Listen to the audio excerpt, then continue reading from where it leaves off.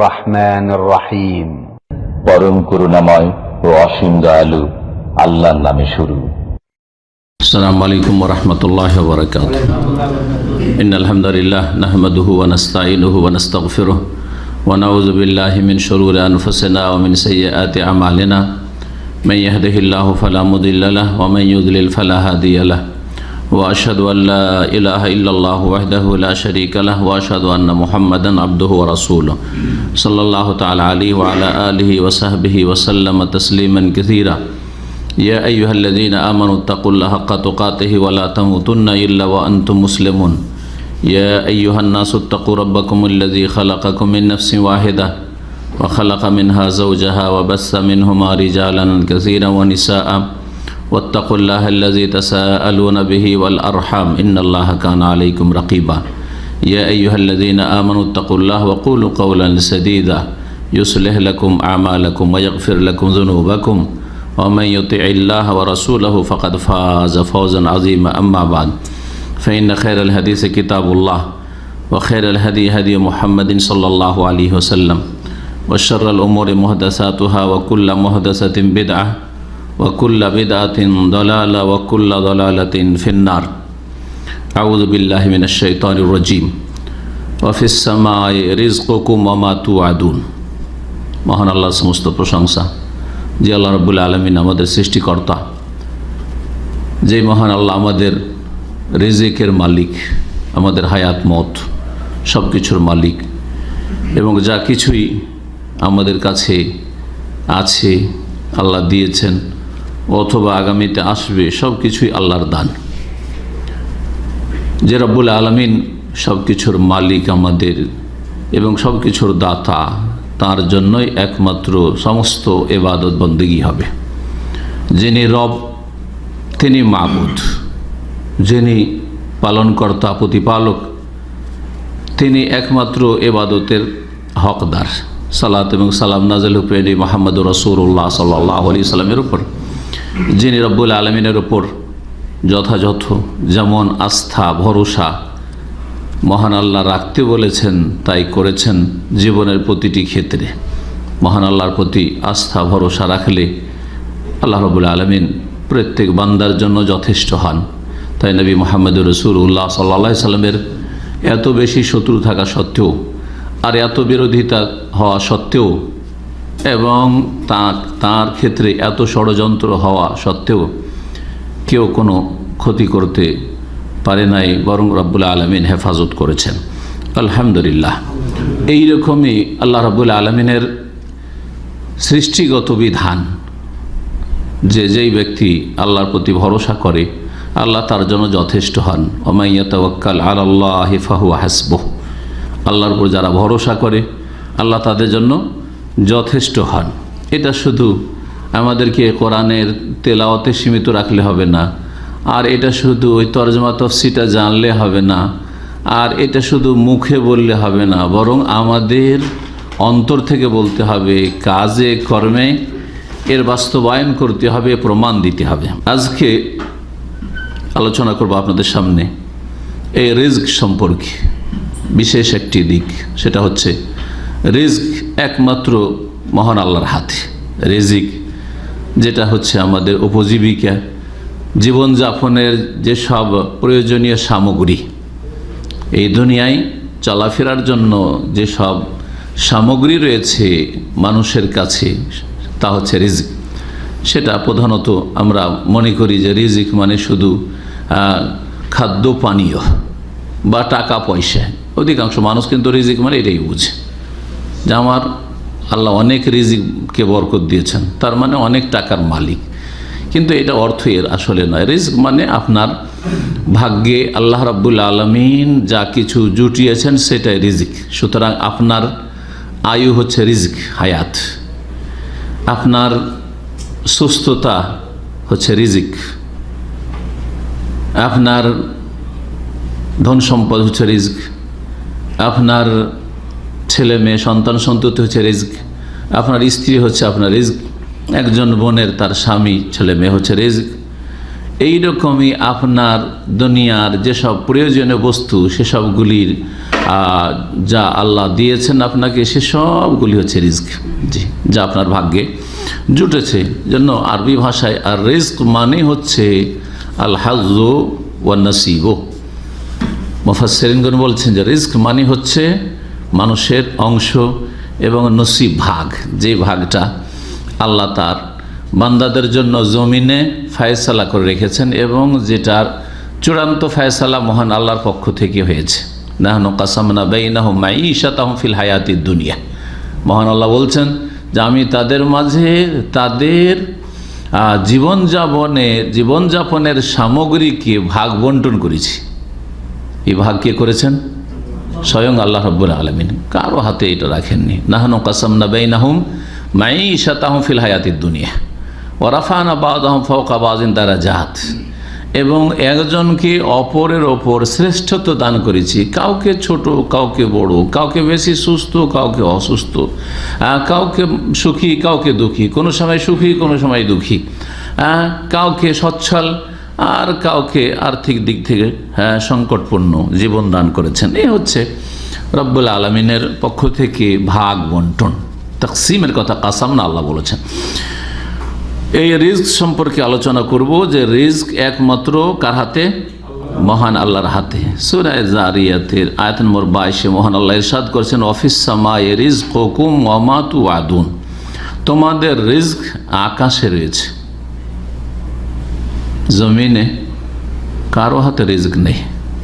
জমিনে যদি কারো হাতে রিজক থাকতো তাহলে অধিকাংশ মানুষকে মেরে ফেলে দিত, বাঁচতে দিত না, খেতে দিত না, বেঁচে থাকার জীবনযাপনের অধিকার কেড়ে নিত, জি, সুস্থতা কেড়ে নিত, নিরাপত্তা কেড়ে নিত, সব কিছুকে ধ্বংস করে ফেলত।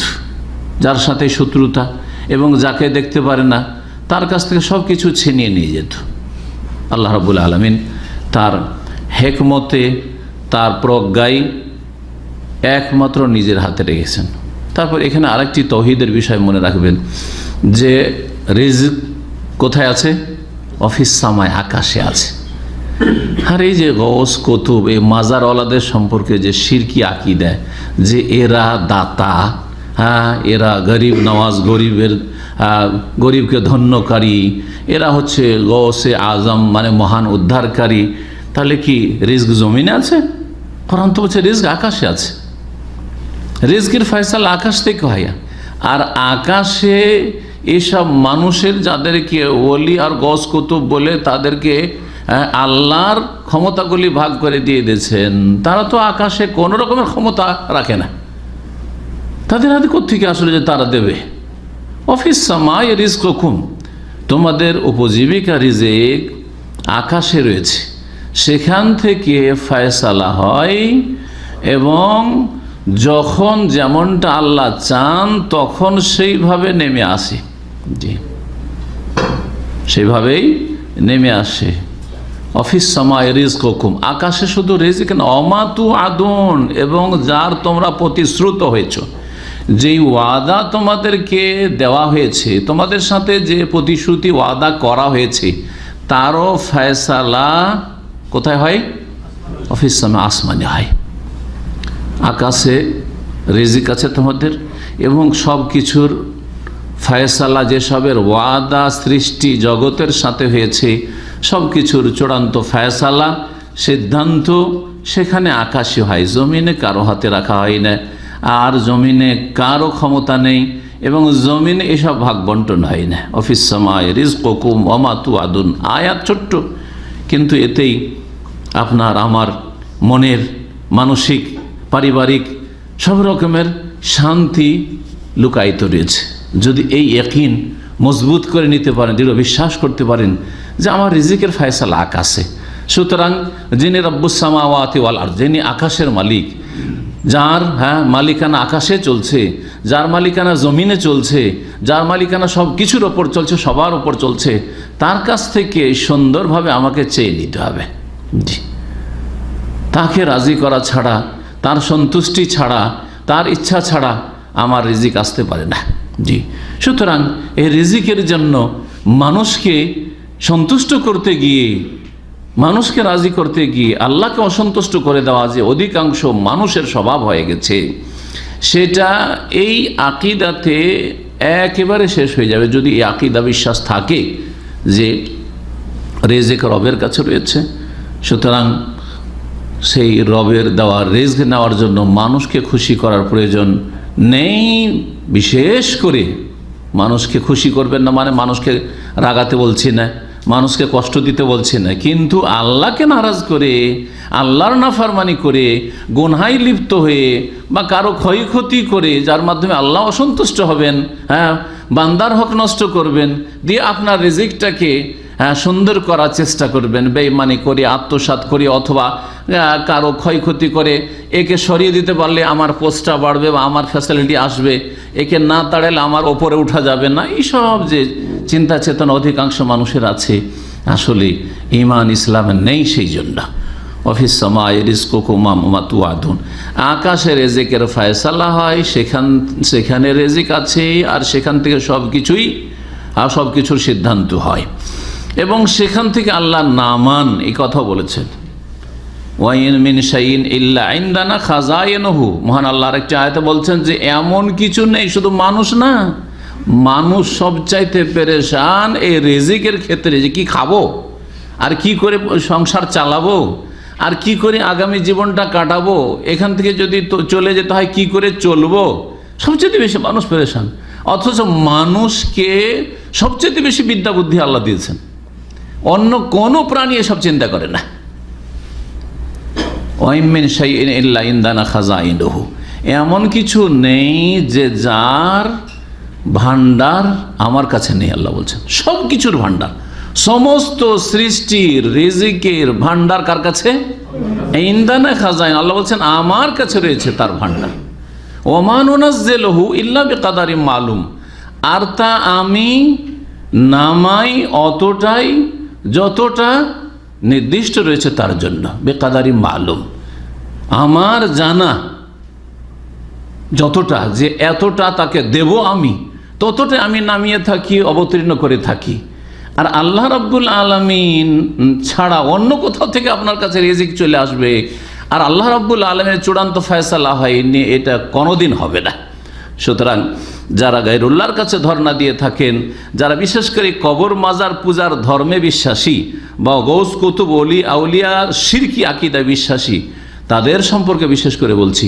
আর যারা নিছক দুনিয়াদার, মনে করেন যে আমার বস যদি খুশি থাকে তাহলে সব কিছুই ঠিক থাকবে, আমার যদি মোদির ম্যানেজার ঠিক থাকে তাহলে সব কিছুই ঠিক থাকবে, ইত্যাদি ইত্যাদি, বা এই লোকটাকে যদি আমি সরিয়ে দিই তাহলে আমার সব ফিল্ড আমার কি হয়ে যাবে, খালি হয়ে যাবে, আর ফাঁকা ফিল্ডে আমি গোল দিতে পারবো, আর কেউ আমার প্রতিদ্বন্দ্বী থাকবে না।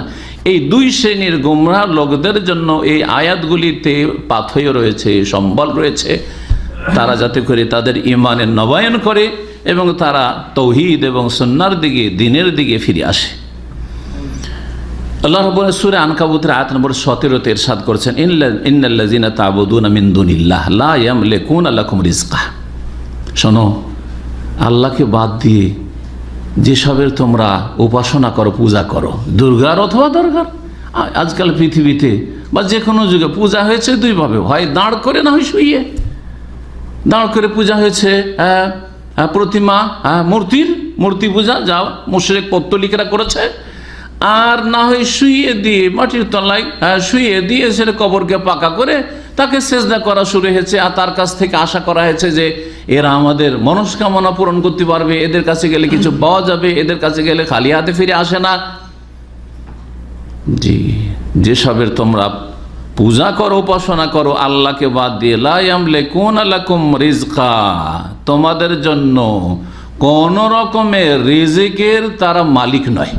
রিজকান আল্লাহ অনির্দিষ্ট বলেছেন নাকেরা, মানে সামান্যতম রিজকে শামিল, সামান্যতম রিজিকের একটা দানার তারা মালিক নয়, যে তোমাকে একটা দানা দিতে পারে, এক ঢোক পানি দেওয়ার ক্ষমতা রাখে না। লা ইয়ামলিকুনা লাকুম রিজকা, সামান্য একটু রোগের শুধু হালকা করে দাও, উপশম করে দাও, এটাও করতে পারে না, সামান্য কোনো উপকার করে দিতে পারেন। লা ইয়ামলিকুনা লাকুম রিজকা।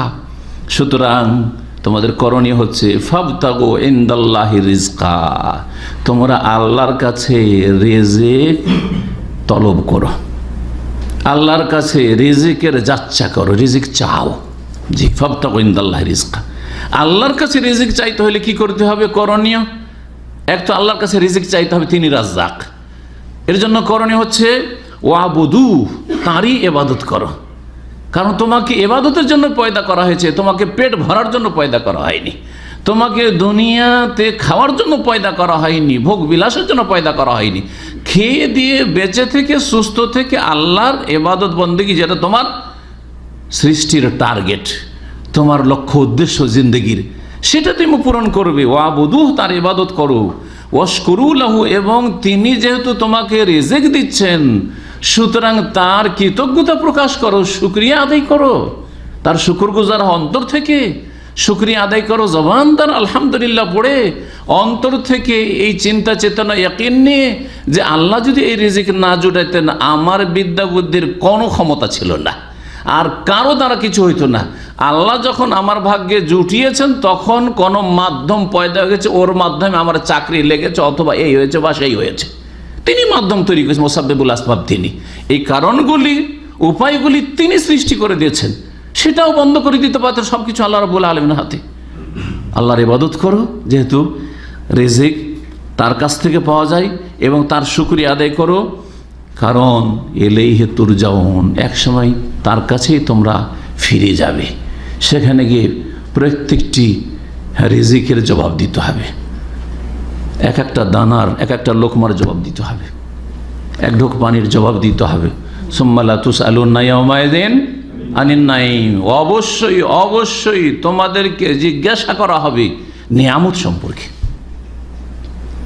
সেখানে ফিরে যেতে হবে তোমাদেরকে, এবং সেখানে তোমার সুস্থতা, নিয়ামত, রিজিক, সুস্থতা সম্পর্কে জিজ্ঞেস করা হবে, জবাব দিতে হবে।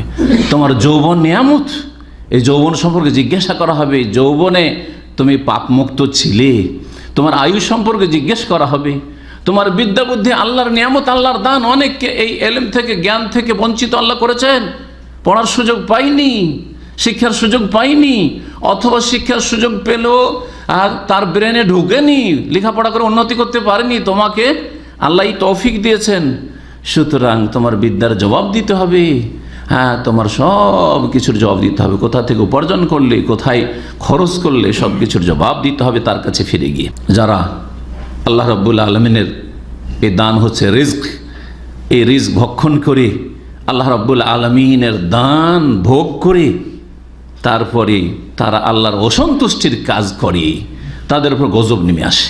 এটা হচ্ছে আল্লাহর গজব, আল্লাহর জমিনে ব্যক্তির ওপর, পরিবারের ওপর, সমাজের ওপর, দেশের ওপর, জাতির ওপর, সারা বিশ্বের ওপর আল্লাহর আযাব গজবের মুখ্য কারণ হচ্ছে সূরা তাহার আয়াত নম্বর 81 মহান আল্লাহ ইরশাদ করছেন, কুলু মিন তাইয়্যিবাতি মা রাযাকনাকুম, তোমাদেরকে যে পাক পবিত্র রিজিক দান করেছি তা তোমরা খাও, ভক্ষণ করো, তা তোমরা আহার করো। ওয়ালা তাতগাউ ফীহি, এবং এতে তোমরা সীমা লঙ্ঘন করিবে না। আল্লাহর রিজিক পেয়ে খেয়ে দিয়ে আর গায়ে জোর থামে না, জুলম অত্যাচার শুরু করলেন। খেয়ে দিয়ে যৌন ক্ষুধা থামে না, হালাল দিয়ে যৌন ক্ষুধার নিবারণ হয় না, জেনাই লিপ্ত। খেয়ে দিয়ে রক্ত এত গরম হয়েছে যে মানুষকে খুন করে ফেললো, মানুষের উপর জুলম অত্যাচার করলো। ওয়ালা তাতগাউ ফীহি, এই রিজিক পেয়ে সীমা লঙ্ঘন বাড়াবাড়ি করিও না। ফায়াহিল্লা আলাইকুম গাযাবি, না হলে আমার গজব তোমাদের উপর নেমে আসে। ফায়াহিল্লা আলাইকুম গাযাবি, আল্লাহর রিজিক, আল্লাহর দানকে যদি আল্লাহর সন্তুষ্টির কাজে ব্যয় না করেন, তা দিয়ে আল্লাহকে রাজি করার চেষ্টা না করেন, আর সর্বশেষ জায়েজ কাজে খরচ না করেন, না জায়েজ কাজে, হারাম কাজে খরচ হয়। এই মোবাইল আল্লাহ দামি দামি আপনাকে রিজিক দিয়েছেন, অনেক গরিব মানুষ আছে, আপনার মোবাইলটা দেখলে মনটা তারও চায় যে আমার পয়সা থাকলে আমি একটা দামি মোবাইল কিনতাম, স্মার্টফোন, কিন্তু বেচারি স্মার্টফোন নেই। যদিও আজকাল হ্যাঁ সবার কাছে প্রায় খেতে পাক আর না পাক, হ্যাঁ, আর কারো বাপ মাকে খাওয়াক আর নাই খাওয়াক, আর স্ত্রীর হক আদায় করুক আর নাই করুক, ছেলে মেয়েদের হক আদায় করুক আর না করুক, আর আত্মীয় স্বজন তো দূরের কথা, হ্যাঁ হ্যাঁ, ইসলামের খেদমত তো দূরের কথা, ওই সব পকেটে দামি একটা মোবাইল থাকতে হবে। এই হচ্ছে বর্তমান মুসলিমদের অবস্থা। তো কাফের তো বলতেই হবে না। আল্লাহ রাব্বুল আলামিনের এইসব নিয়ামত দিয়ে যদি সীমালঙ্ঘন করো, এই মোবাইল যদি তোমাকে পাপ করায়, মোবাইল দিয়ে নেকি হয় না, পাপ হচ্ছে। মোবাইল দিয়ে একটা দিন শিখলেন না, মোবাইল দিয়ে একটু কোরআন তেলাওয়াত আর তরজমা তাফসীর শুনলেন না, মোবাইল দিয়ে কোনো সওয়াবের কাজ করলেন না, বাপ মার সাথে যোগাযোগ, আত্মীয় স্বজনদের সাথে যোগাযোগ, হ্যাঁ, আর ভালো মানুষদের সাথে সুসম্পর্ক, এসব করলেন না। যত অসৎ মানুষ তাদের সাথে তোমার পার্থিব স্বার্থে সম্পর্ক যদি এই করো, তাহলে ইয়াহিল্লু আলাইকুম গাজাবি, আমার গজব তোমাদের উপর নেমে আসবে। ওমাই ইয়াহলিল আলাইহি গাজাবি ফাকাদ হাওয়া, আর যার উপর আমার গজব নেমে আসবে আল্লাহ বলছেন সে ধ্বংস হবেই হবে, সে নিচে নামবেই নামে। হাওয়া ইয়াহবি মানে নিচে নেমে যাওয়া, তার পতন হবেই হবে, পতন হওয়া। ওমাই ইয়াহলিল আলাইহি গাজাবি ফাকাদ হাওয়া। সুবহানাল্লাহ। এই আয়াতগুলি যদি একটু করে মানুষ চিন্তা করে যে আল্লাহ কি বলছেন এবং অন্তরে নামাবার চেষ্টা করে, তো মানুষের সংশোধন যথেষ্ট। প্রত্যেকটি অঙ্গ প্রত্যঙ্গ, মাথা থেকে পা পর্যন্ত, এই যে আলহামদুলিল্লাহ হাত নড়াইতে পারছি, চোখ দিয়ে আপনাদেরকে দেখতে পারছি, আপনারা আমাকে দেখতে পারছেন, আর কান দিয়ে শুনতে পাচ্ছি, আর তারপরে আলহামদুলিল্লাহ সব কিছুই করতে পারছি, আপনারা সব কিছু করতে, নড়া চড়া সব কিছুই করছি, মাশাআল্লাহ, খেতে পারছি, হজম করতে পারছি, আর সুস্থ জীবনযাপন করতে পারছি। এসবের প্রত্যেকটির জবাব দিতে হবে। যদি এই দিয়ে সীমালঙ্ঘন হয়, আর যা কিছু পকেটে আছে, ব্যাংকে আছে, বাড়িতে আছে, ওই সব তো আছেই, কিন্তু শরীরের মাথা থেকে পা পর্যন্ত চিন্তা করেন। সুস্থ মস্তিষ্কের মানুষ, পাগল না আপনি, মস্তিষ্ক না যে রাস্তায় পাগল হয়ে ঘুরে বেড়াচ্ছেন। জি হ্যাঁ, এই সমস্ত নিয়ামত যা আপনার শরীরে আছে আর শরীরের চারপাশে আছে, ঘরে বাইরে আছে, এগুলিকে যদি আল্লাহর অসন্তুষ্টির কাজে লাগান, তাহলে সীমালঙ্ঘন করলেন। ফায়াহিল্লু আলাইকুম গাজাবি, তাহলে আল্লাহর গজব নেমে আসবে। ওমাই ইয়াহলিল আলাইহি গাজাবি ফাকাদ হাওয়া, আর কার ওপর আমার গজব যদি নেমে আসে, তাহলে তার পতন অবশ্যই হবে। সুবহানাল্লাহ। পতন চান? পতন চান? অবশ্যই। কোনো মুসলিম কেন, কোনো অমুসলিম পতন চাইবে না। সুতরাং সমস্ত মুসলিমদেরকে এই দাওয়াত দেব, অমুসলিমদেরকে দাওয়াত দেব যে যদি অধপতন থেকে বাঁচতে হয়, সর্বনাশ থেকে বাঁচতে হয়, ইহকাল পরকালকে ধ্বংস করা থেকে বাঁচতে হয়, শুধু আখেরাতের কথা নয়, এখানে আল্লাহ রাব্বুল দুনিয়া আখেরাত দুটোকে শামিল করে বলেছেন ওমাই ইয়াহলিল আলাইহি গাজাবি ফাকাদ হাওয়া। আজকে মুসলিম বিশ্বে সবচেয়ে বেশি অশান্তি দেখছেন, কারণ আল্লাহ জানছেন যে তোরা বিশ্বাসী, অবিশ্বাসী না। বিশ্বাসী হয়ে তোরা তোদের আকীদা থেকে শুরু করে ইবাদত বন্দেগী, আখলাক, চরিত্র আর তোদের জীবনযাপন কাফেরদের থেকে তো ভিন্ন দেখিয়ে দেয়।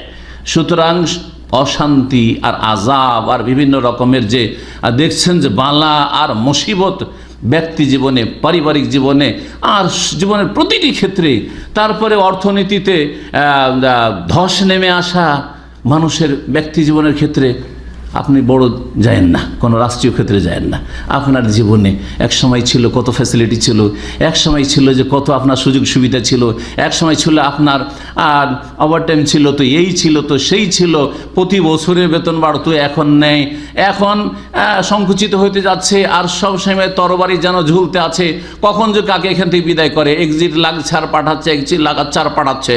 চিন্তা করছেন না এগুলো? এগুলি আল্লাহর আযাব, এগুলি আল্লাহর আযাব। আমাদের প্রত্যেককে আপন আপন জায়গা থেকে সংশোধন করতে হবে, প্রত্যেককে আপন আপন জায়গা থেকে সীমালঙ্ঘন থেকে ফিরে আসতে হবে, প্রত্যেককে পাপমুক্ত হইতে হবে। কারণ কয়েকজন ব্যক্তি নিয়ে একটা পরিবার, আর কয়েকটা পরিবার নিয়ে একটি সমাজ, আর কয়েকটা সমাজ নিয়ে একটা শহর, আর কয়েকটা শহর আর কয়েকটা এলাকা নিয়ে একটা দেশ, আর কয়েকটি দেশ নিয়ে, এই হচ্ছে আল্লাহর জমিন। সুতরাং আল্লাহর জমিনে যে গজব নেমে এসেছে, ফাবিমা কাসাবাত আইদিকুম, তোমাদের কৃতকর্মের কারণে, তোমাদের পাপাচারের কারণে। আল্লাহ রাব্বুল আলামিন আমাদেরকে দিনের দিকে ফিরে আসার তৌফিক দান করেন, রব্বুল আলামিনের দিকে ফিরে আসার তৌফিক দান করেন, তাওহীদের দিকে ফিরে আসার তৌফিক দান করেন, শিরক বিদআত মুক্ত হওয়ার তৌফিক দান করেন, রাসূলুল্লাহ সাল্লাল্লাহু আলাইহি ওয়াসাল্লামের সুন্নাহর দিকে ফিরে আসার তৌফিক দান করেন, 5 ওয়াক্ত সালাতের দিকে ফিরে আসার, মসজিদের দিকে ফিরে আসার তৌফিক দান করেন, চরিত্র গঠনের তৌফিক দান করেন, বদ চরিত্রকে পরিত্যাগ করার তৌফিক দান করেন। সম্মানিত ভাতৃমণ্ডলী, রিজিক সম্পর্কে মানুষ সবচেয়ে বেশি পেরেশান, অথচ রিজিক সম্পর্কে কোরআন এবং হাদিসে এত নিশ্চয়তা দেওয়া হয়েছে যে তারপরে কোনো টেনশনের এটা ম্যাটারই না। এটা টেনশনের বিষয় না, দুশ্চিন্তার কোনো বিষয়ই না। যা হচ্ছে হতে দেন। আপনি আপন গতিতে সোজাভাবে আল্লাহর সন্তুষ্টির উদ্দেশ্যে, আপনার যে লক্ষ্য উদ্দেশ্য আল্লাহর ইবাদত বন্দেগী করা, আর তার জন্য যতটা প্রয়োজন শরীরটাকে ঠিক রাখার জন্য ততটা আহার করা, আপনি এইভাবে চলতে থাকেন, আর কোনো পেরেশান হবেন না। কোনো রকমের দুশ্চিন্তা আর পেরেশানি না মনে নিয়ে আসবেন, না কথায় নিয়ে আসবেন, না কাজে নিয়ে আসবেন। আজকাল ভালো ভালো নামাজি মানুষকে দেখা যায়, চাকরির ক্ষেত্রে ঝুঁকিটা আছে, খুব চিন্তা আছি শেখ, একটু দোয়া করিয়েন। কেন চিন্তা আছেন আপনি? চিন্তা দূর করেন। এই চিন্তা আপনাকে একটু এগিয়ে দিতে পারবে না, কিন্তু আল্লাহর উপরে ভরসা এগিয়ে দিতে পারবে।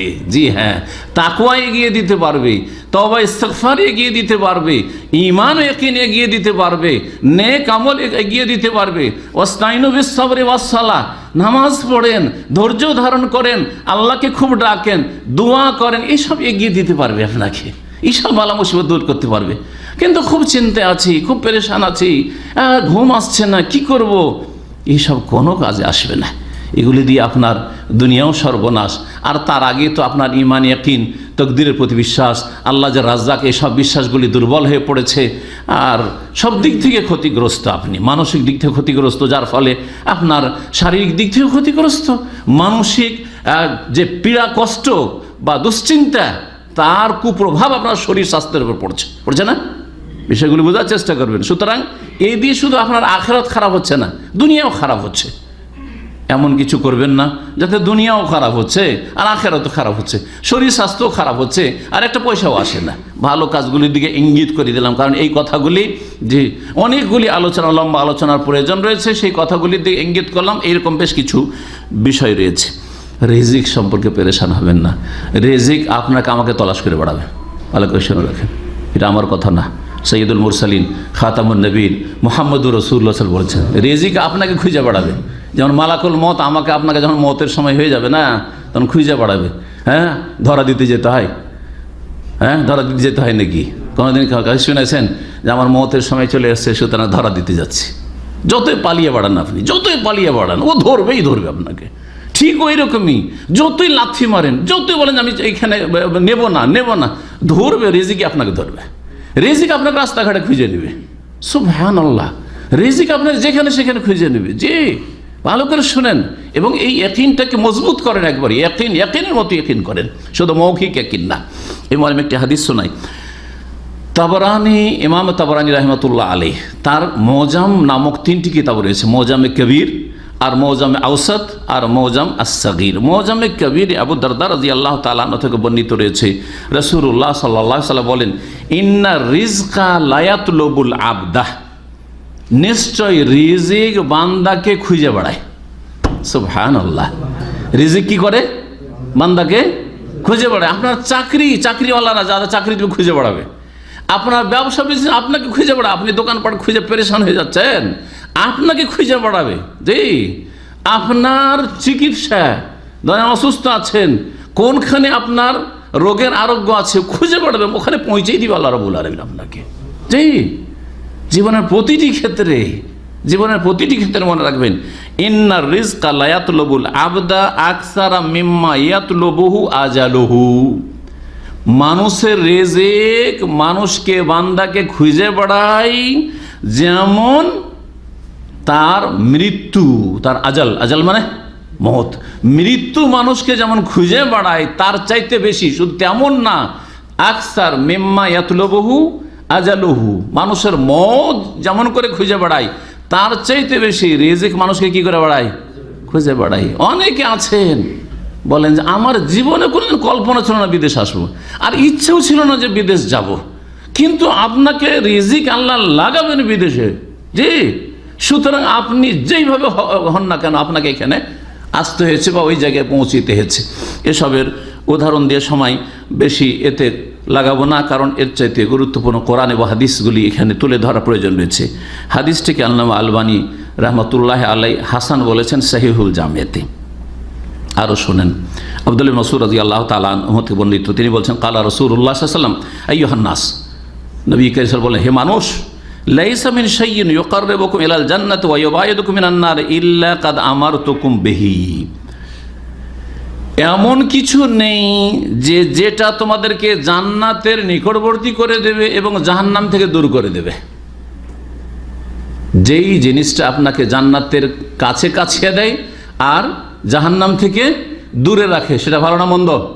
সেটাই তো আমাদের লক্ষ্য উদ্দেশ্য, তাই না? সেই আকীদা আমলই আমাদেরকে গ্রহণ করতে হবে। এমন কোনো পথ পন্থা নেই যেটা তোমাদেরকে জান্নাতের কাছে কাছিয়ে দেবে এবং জাহান্নাম থেকে দূরে করে দেবে।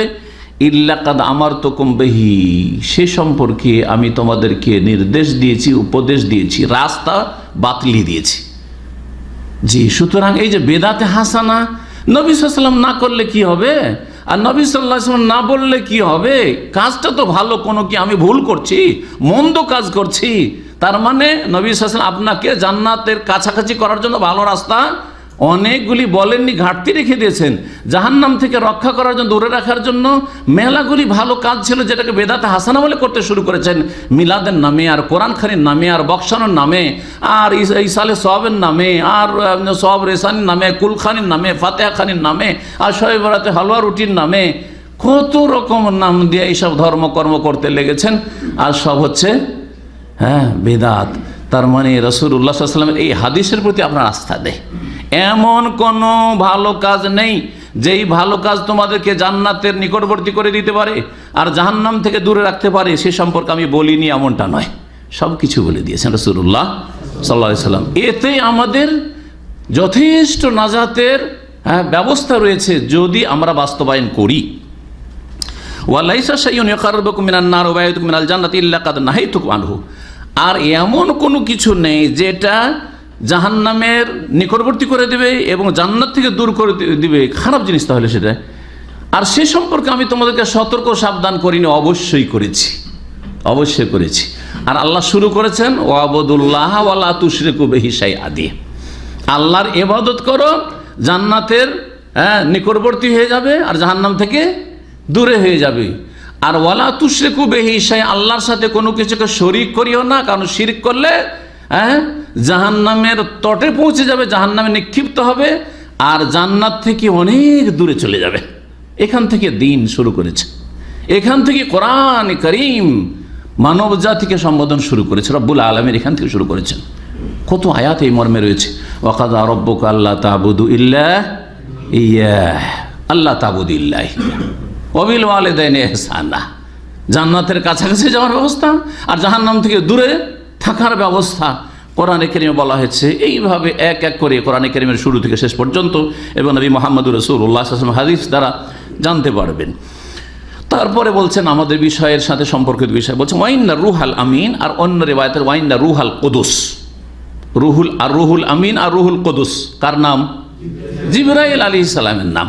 বলছেন রাসূলুল্লাহ সাল্লাল্লাহু আলাইহি ওয়াসাল্লাম যে ওয়াইন্না রুহাল আমিন, রুহুল আমিন বা রুহুল কুদুস নাফাসা ফি রাউই, আমার আত্মাতে বা আমার কলবে, রাউন আমার দিলে, আমার অন্তরে তিনি ওহী করেছেন, ওহী করেছেন।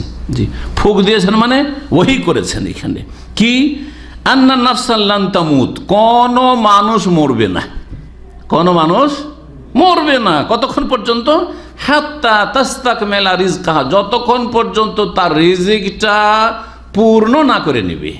রিজিক তার কমপ্লিট হয়নি, খাওয়া দাওয়া শেষ হয়নি, তার যতটা সময় সুযোগ রয়েছে ভোগ করার এবং যতটা বস্তু তার বিভিন্ন ক্ষেত্রে রয়েছে, যতক্ষণ তা সম্পূর্ণ করেনি ততক্ষণ পর্যন্ত লান তামুত, কোশ্চিন কালেও মরবে না, কোশ্চিন কালেও মরবে না। দেখছেন না এমন এমন অ্যাক্সিডেন্ট, অবাক হয়ে যাবেন না। আজকাল মাঝে মধ্যে এই দৃশ্যগুলো দেখা যায়, গাড়ি আকাশে উড়ছে, বুঝছেন না, আর ওড়ার পরেও দেখা যায় ওখান থেকে একজন বেঁচে গেছে, গাড়ি কিছুই নেই।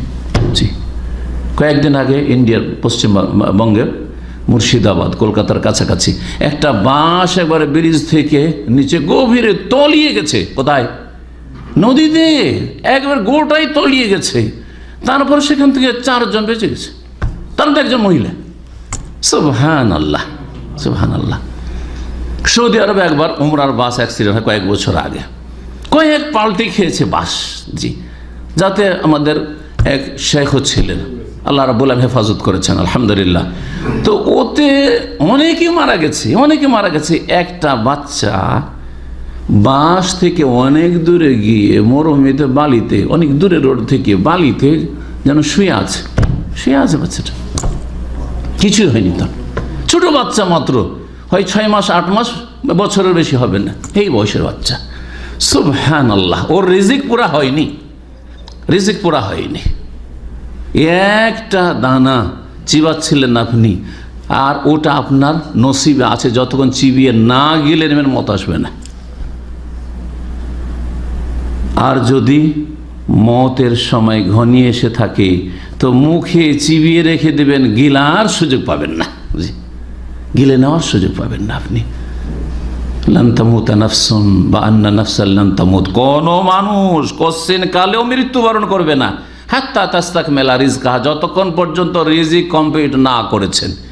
এটা শুধু হায়াত মতের ক্ষেত্রে ফিট না করে আপনার এই যে রুজি রোজগার উপরে ফিট করেন।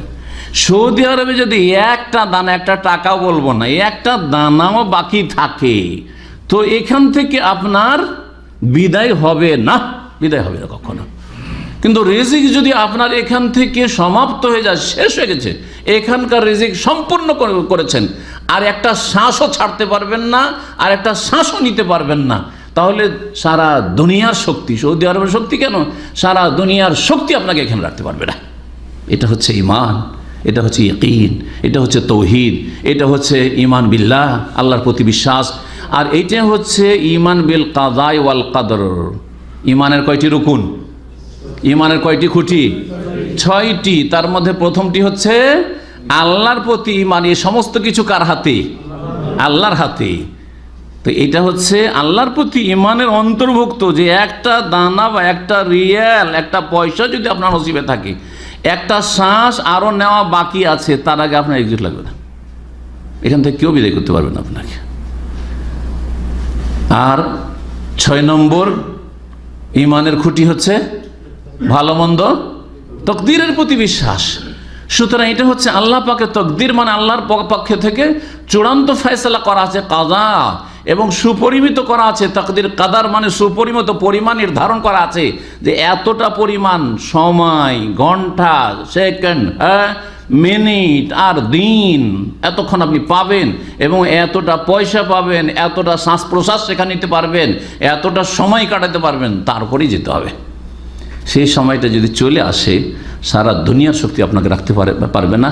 যেমন ফেরাউনকে কোনো শক্তি রাখতে পারেননি দুনিয়াতে, জি, যেমন কারণকে কোনো শক্তি রাখতে পারেনি। সুতরাং যখন আল্লাহর পক্ষ থেকে চূড়ান্ত ফয়সালা করাই আছে, আর কোনো মানুষ তার রিজিক কমপ্লিট না করে মরবেও না, তো কি করতে হবে?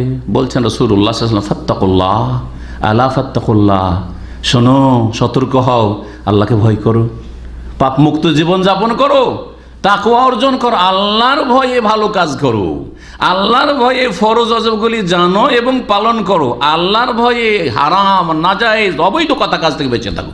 এ হচ্ছে তাকওয়া। আল্লাহ, আলা ফাত্তাকুল্লাহ, একটা হচ্ছে আল্লাহকে ভয় করা, তাহলে করণীয় আমাদের এইগুলো করতে হবে আমাদেরকে। আর কি করতে হবে? দ্বিতীয়, ওয়া আজমেলু ফি তালাব, আর সুন্দর পন্থায়, ভালো উপায়ে আল্লাহর কাছে তলব করো। দোয়া করতে হবে, তাও দোয়া কেমন ভাবে? আজমেলু, ভালোভাবে, অর্থাৎ যেটা চাওয়ার কোরআন সুন্নাহ ভিত্তিক তরিকা আছে, একমাত্র আল্লাহর কাছে চাইতে হবে, এবং আল্লাহর কাছে চাইতে গিয়ে আল্লাহর উপরই আস্থা রাখতে হবে, আল্লাহর প্রতি ইয়াকিন রাখতে হবে যে আল্লাহই দেবেন, আল্লাহ তুমি দেবেন, আমাকে দেবে কে? আমি কোনো দরবারে বিশ্বাস করি না। জি, ইয়াকিন, উদউল্লাহ ওয়া আনতুম মুকিনুনা বিল ইজাবা। নবী মুহাম্মদ রাসূলুল্লাহ বলছেন, তোমরা আল্লাহর কাছে দোয়া করো যে দোয়া আমার কবুল হবে, এর প্রতি দৃঢ় বিশ্বাসের সাথে, দৃঢ় প্রত্যয়ের সাথে, ইয়াকিনের সাথে। জি, ইয়াকিনের সাথে।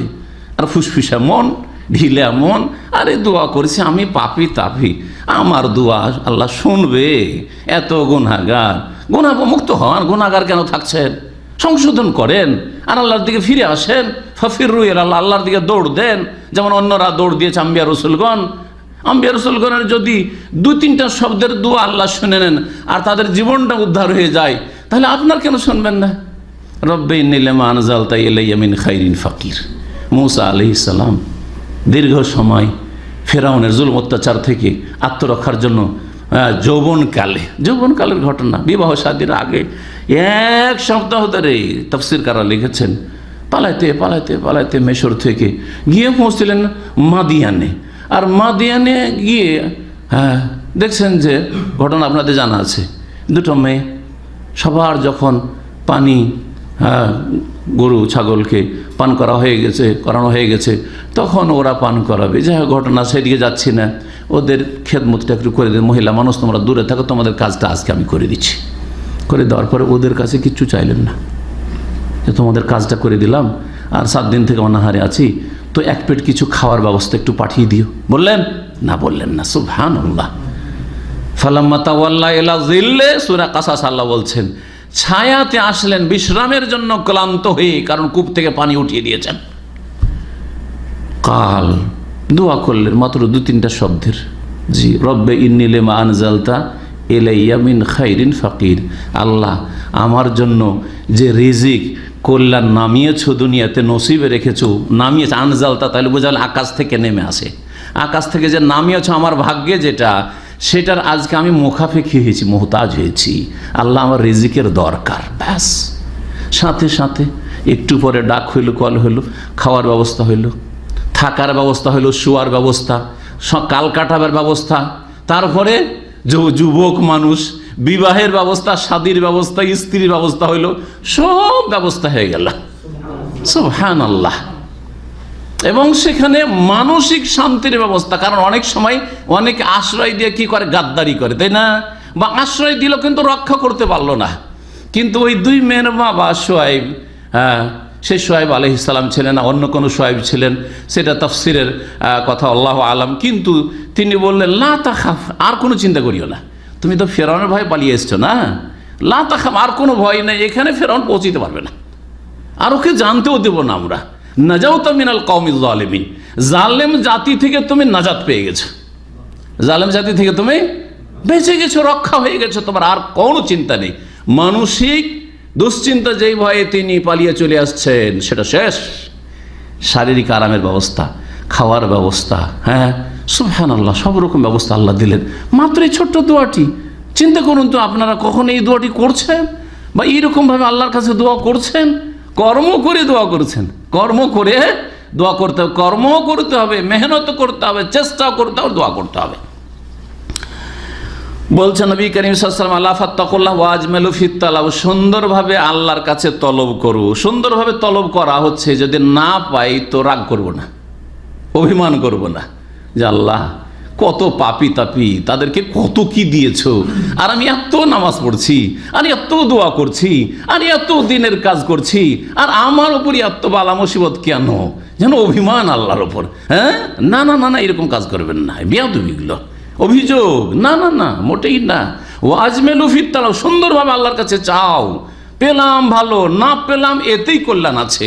যদি আমার চাকরি গেল, দেশে যাব, এতে আমার কল্যাণ আছে, যেটা আজকে জানি না, জি পরে জানতে পারবেন। আর যদি দুনিয়াতে নাও জানতে পারেন যে এটা কেন হইল, তো আখেরাতে জানতে পারবেন, জি মহাপুরস্কার তার জন্য পাবেন। এবং এর রহস্য, যে তত্ত্ব যেটা ভিতরে লুকায়িত আছে, আপনি জানেন না হয়তো, জি অনেক উপকারিতার দিক আছে, যেটা আমরা সংকীর্ণ চিন্তা চেতনা নিয়ে চিন্তা করি, এবং আমাদের জ্ঞান যেহেতু একেবারে সীমিত, যার ফলে আমরা পেরেশান হই। না হলে আমার জন্য যেটা হচ্ছে এটাতেই কল্যাণ আছে, যেটা হচ্ছে সেটাতে কি আছে, কল্যাণ আছে। জি বলছেন তারপরে নবী করিম সাল্লাল্লাহু আলাইহি ওয়াসাল্লাম, ওয়ালা ইয়াহমিলান্নাকুম ইস্তিবতাউ রিজকি, রিজিক আসতে যদি দেরি হয়, দোয়া করছেন কিন্তু চাকরি পাচ্ছেন না, দোয়া করছেন কিন্তু একটা পয়সার ব্যবস্থা হচ্ছেন না, ঋণের পর ঋণ বাড়তে আছে, কোনো একটা রাস্তাও খুলছে না, এসেছেন নতুন ভিসা নিয়ে, চাকরি মিলছে না, আর এই নানান সমস্যাতে আছেন, এইটা যদি হয় যে বিলম্ব হচ্ছে, এটা যেন তোমাদেরকে প্ররোচিত না করে, কিসের জন্য, বা উদ্বুদ্ধ না করে, আনতাতলুবু বিমাসিল্লাহ, যে আরে একটা কোনো ব্যবস্থা হইলেই হবে, আর কি করব, হালাল রাস্তা খুলছে না, তো হারামে লেগে যায়। অনেকে করে না, কি করব, যারা পশ্চিমা দেশে যায়, গিয়ে হালাল রিজিক দেখে যে সারা বিশ্বে হালাল রিজিকের রাস্তা কি সংকুচিত, একমাত্র আলহামদুলিল্লাহ সৌদি আরব, যে এখানে এসে হালাল রাস্তা অনেকটা প্রশস্ত, অনেক প্রশস্ত, হারামের রাস্তাগুলি সংকুচিত। সেখানে ভয় আছে, টেনশন আছে, কি জানি ধরা খেয়ে যায় তো খবর আছে, তাই না? বাকি সারা বিশ্বে হারামের রাস্তা, হারাম টাকা পয়সা ইনকামের রাস্তা প্রশস্ত, একবারে খোলা, আর হালালের রাস্তা একেবারে সংকুচিত। পশ্চিমা দেশে যারা যায়, কি চট করে গিয়ে কাজ কাম নাই, কি করব, মদের দোকানে, শুকুরের গোস্তের দোকানে, আর হোটেলে লেগে গেল, তাই না? আর এইরকম কোথায় কোথায় চাকরি করছে যেখানে বহু হারাম কাজ করতে হচ্ছে।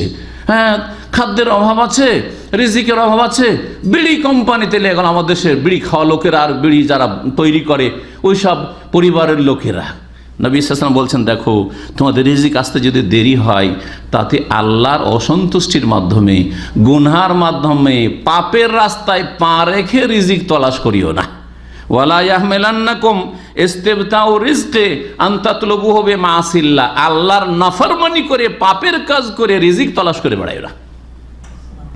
অনেকে মনে করেন যে 10 লাখ টাকা খরচ করে এসেছি, আর এই 1000-1500 টাকা বেতনে কতদিন আর টাকা উঠাবো, তখন কি করেন, মাঝে মাঝে হারাম ইনকাম শুরু করেন, হারাম ইনকাম শুরু করেন। আর এমন ফাঁসেন দুনিয়াতে, যারা ফেসে যান দুনিয়াতে, বহু লোককে এরকম দেখেছি, এখানকারই ঘটনা, এই 20 বছরের মধ্যে এমন ফাঁসা ভেসেছে, জি হ্যাঁ, জীবনের জন্য কলঙ্ক, আর কত বছর যে জেল খেটে গেছে।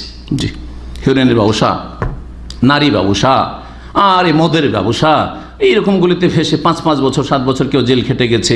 আর এই হিরোইন গাঁজাতে যদি পড়ে তাহলে গলা কাটিয়েছে। জি, এই জন্যই যে তাড়াতাড়ি বড় লোক হব, রাতারাতি বড় লোক হব। নবী করিম সাল্লাল্লাহু আলাইহি ওয়াসাল্লাম বলছেন যে ফাইন্নাহু লা ইউদরাকু মা ইনদাল্লাহ ইল্লা বিতাআতি, কারণ আল্লাহর কাছে যে রিজিক আছে, হালাল রিজিক, সেটা আল্লাহকে রাজি করার মাধ্যমেই পাওয়া যেতে পারে, আল্লাহর সন্তুষ্টির মাধ্যমে, নেক কাজের মাধ্যমে পাওয়া যেতে পারে। সুতরাং নেকির কাজ করতে থাকেন, করতে থাকেন, চাইতেই থাকেন, আর তদবির করতে থাকেন, তদবির করতে থাকেন, চেষ্টা চালাতে থাকেন। এই হাদিসটি ইমাম বাগবী রাহমাতুল্লাহ শারহুস সুন্নাতে বর্ণনা করেছেন, ইমাম বাইহাকি শুআবুল ঈমানে বর্ণনা করেছেন, মিশকাতুল মাসাবিতে হাদিসটি 5300 নম্বর হাদিস, এবং এই হাদিসটিকে আল্লামা আলবানী সহিহ বলেছেন। মনে রাখবেন যে সুখ শান্তি, যে দুনিয়ার সুখ শান্তি, এটা বেশি পয়সাতে নেই। ভালো করে যদি ভিতরে ঢুকে খবর নিয়ে দেখেন পয়সাওয়ালাদের যে কি যে টেনশনে আছে, কি যে টেনশনে আছে, অবাক হয়ে যাবেন আপনি। যে তাদের টাকা পয়সা কোথায় যে কোন কোন ব্যাংকে আর কোন কোন কোম্পানিতে লাগানো আছে খবর রাখে না। আর তাদের ভাইয়ে ভাইয়ে এমন দ্বন্দ্ব যে এক ভাই আর এক ভাইয়ের জানের শত্রু, বরং ষড়যন্ত্রকে মারিয়ে দিচ্ছে যাতে করে ওরটাও নিয়ে নিতে পারি। এসব ঘটনা শোনেন না? হ্যাঁ, অনেক সময় জানা যায় যে অমুক ব্যক্তি ওর ভাইকে কি করেছে, মারিয়েছে। জি হ্যাঁ, কারণ সবগুলি দখল করার জন্য। কিন্তু আমাদের মতো যারা গরিব মানুষ, আলহামদুলিল্লাহ মাসের মাস আসে আর খেয়ে দিয়ে কোনো সংসার চলে যায়, এসব আছে নাকি পেরেশানি? হ্যাঁ, যে আমার এই একটা চাকরির জন্য কারো সাথে রেশারেশি, আর ও আমার ক্ষতি করতে চাইছে, তার আমি ক্ষতি করতে চাইছি, এরকম আছে? আলহামদুলিল্লাহ নাই। আরামে আপনি সারাদিন ডিউটি করে আসছেন, আর আসার পরে একেবারে নাকে তেল দিয়ে ঘুমিয়ে যাচ্ছেন, আর ফজরে ওঠার জন্য প্রস্তুত থাকছেন, কোনো চিন্তা নেই। রাস্তাঘাটে চলতে ফিরতো কোনো চিন্তা নেই, ভয় নেই যে কে মেরে দিবে, কে কী করবে, কেমন করে বেরোবো, কোনো চিন্তা নেই আপনাদের। মানসিক শান্তি, অল্প পয়সাতে বিছানায় লম্বা হইতেই ঘুম চলে আসে। আর যাদের যত পয়সা, ওষুধ খেয়েও ঘুম আসতে চায় না। অধিকাংশ লোকের ভালো করে বলছি, সারা বিশ্বের অবস্থা এরকম। এবং যারা এই বিষয়টিকে স্টাডি করেছেন তারা বলছেন যে যত ধনী দেশগুলি আছে সেই সব দেশে আত্মহত্যার সংখ্যা সবচাইতে বেশি। কারণটা কি? কারণ হচ্ছে মানসিক দিক থেকে শান্তি নেই। পকেটে টাকা থাকলেও আর ধনের ওপর শুয়ে থাকলেও শান্তি নেই, শরীরে মগজে শান্তি নেই, যার ফলে আর বাঁচবো না, আমি আত্মহত্যা করবো। আমি বলেন, কোটি কোটি টাকার মালিক যদি হয় আর স্ত্রী সম্পর্কে সন্দিহান হয় যে হ্যাঁ, বা স্ত্রীকে দেখে যে আরেকজন বয়ফ্রেন্ডে ঘুরে বেড়াচ্ছে, কোটি কোটি টাকার মালিক, টাকা পয়সা আর স্বর্ণ চাঁদির অভাব নেই, কিন্তু মহিলা যদি দেখে যে আমার স্বামী গার্লফ্রেন্ড নিয়ে ঘুরে বেড়াচ্ছে, তাহলে কিসের শান্তি আছে? কিসের শান্তি আছে? তো অধিকাংশ এইরকম লোকেরা যারা অনেক পয়সাওয়ালা, তাদের অবস্থাটা ঠিক ওই রকম। এটা উদাহরণ দিলাম, এইরকম ধরনের মেলা তাদের অশান্তির কারণ। কিন্তু একজন মুমিন মানুষ, একজন মুত্তাকি মানুষ, আল্লাহ ভীরু মানুষ, সেও আল্লাহকে ভয় করে, তার স্ত্রী আল্লাহকে ভয় করে, তার ছেলেমেয়েরাও আল্লাহকে ভয় করে, 5 ওয়াক্ত আল্লাহর সামনে হাজিরা দেয়, আর আল্লাহর কাছে শরণাপন্ন হয়, আল্লাহর কাছে দোয়া করে, মনে শান্তি ফিরে চলে আসে। কখন একটু দুশ্চিন্তা ধরলো, সাথে সাথে চিন্তা দূর হয়ে যায়। আলা বিযিকরিল্লাহি তাতমাইন্নুল কুলুব, আল্লাহকে স্মরণ করলেই মনের প্রশান্তি ফিরে আসে। দেখেন, শান্তি শান্তি এক এক লোক এক একটা জিনিসে খুঁজে বেড়ায়। অনেকে শান্তি খুঁজে পাপে, যে কি করব, টেনশন। সেজন্য অধিকাংশ লোক যারা ধূমপান শুরু করেছে জিজ্ঞেস করে দেখবেন, বা মদ শুরু করেছে জিজ্ঞেস করে দেখবেন, বা আপনার গাঁজা বা হিরোইনের নেশা শুরু করেছে জিজ্ঞেস করবেন যে তোমার স্টার্টিংটা কি দিয়ে হয়েছে, কেন তুমি এই ধূমপানটা শুরু করলে, কেন তুমি এই মদ খাওয়া শুরু করেছো, কেন তুমি এই নেশা করা শুরু করেছো। বলবে যে আমার খুব টেনশন ছিল তখন এইটা করেছি, বলে না। অনেকে পাপ করে, জেনায় লিপ্ত হয়েছে, অথবা ব্লু ফিল্ম দেখাও বদ অভ্যাস হয়েছে। কেন?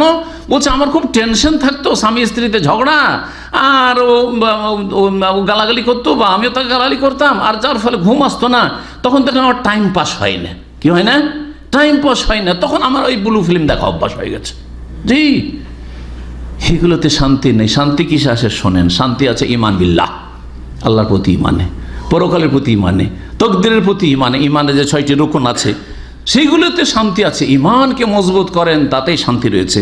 শান্তি রয়েছে কানাআতে। কানাআত মানে অল্পতে পরিতুষ্টি, যা আছে আলহামদুলিল্লাহ আমি সুখী। আপনার 5,000 দেখে আমি করবো কি, আমার 1,000 আলহামদুলিল্লাহ আমি সুখী আছি। বোঝা গেছে কিনা?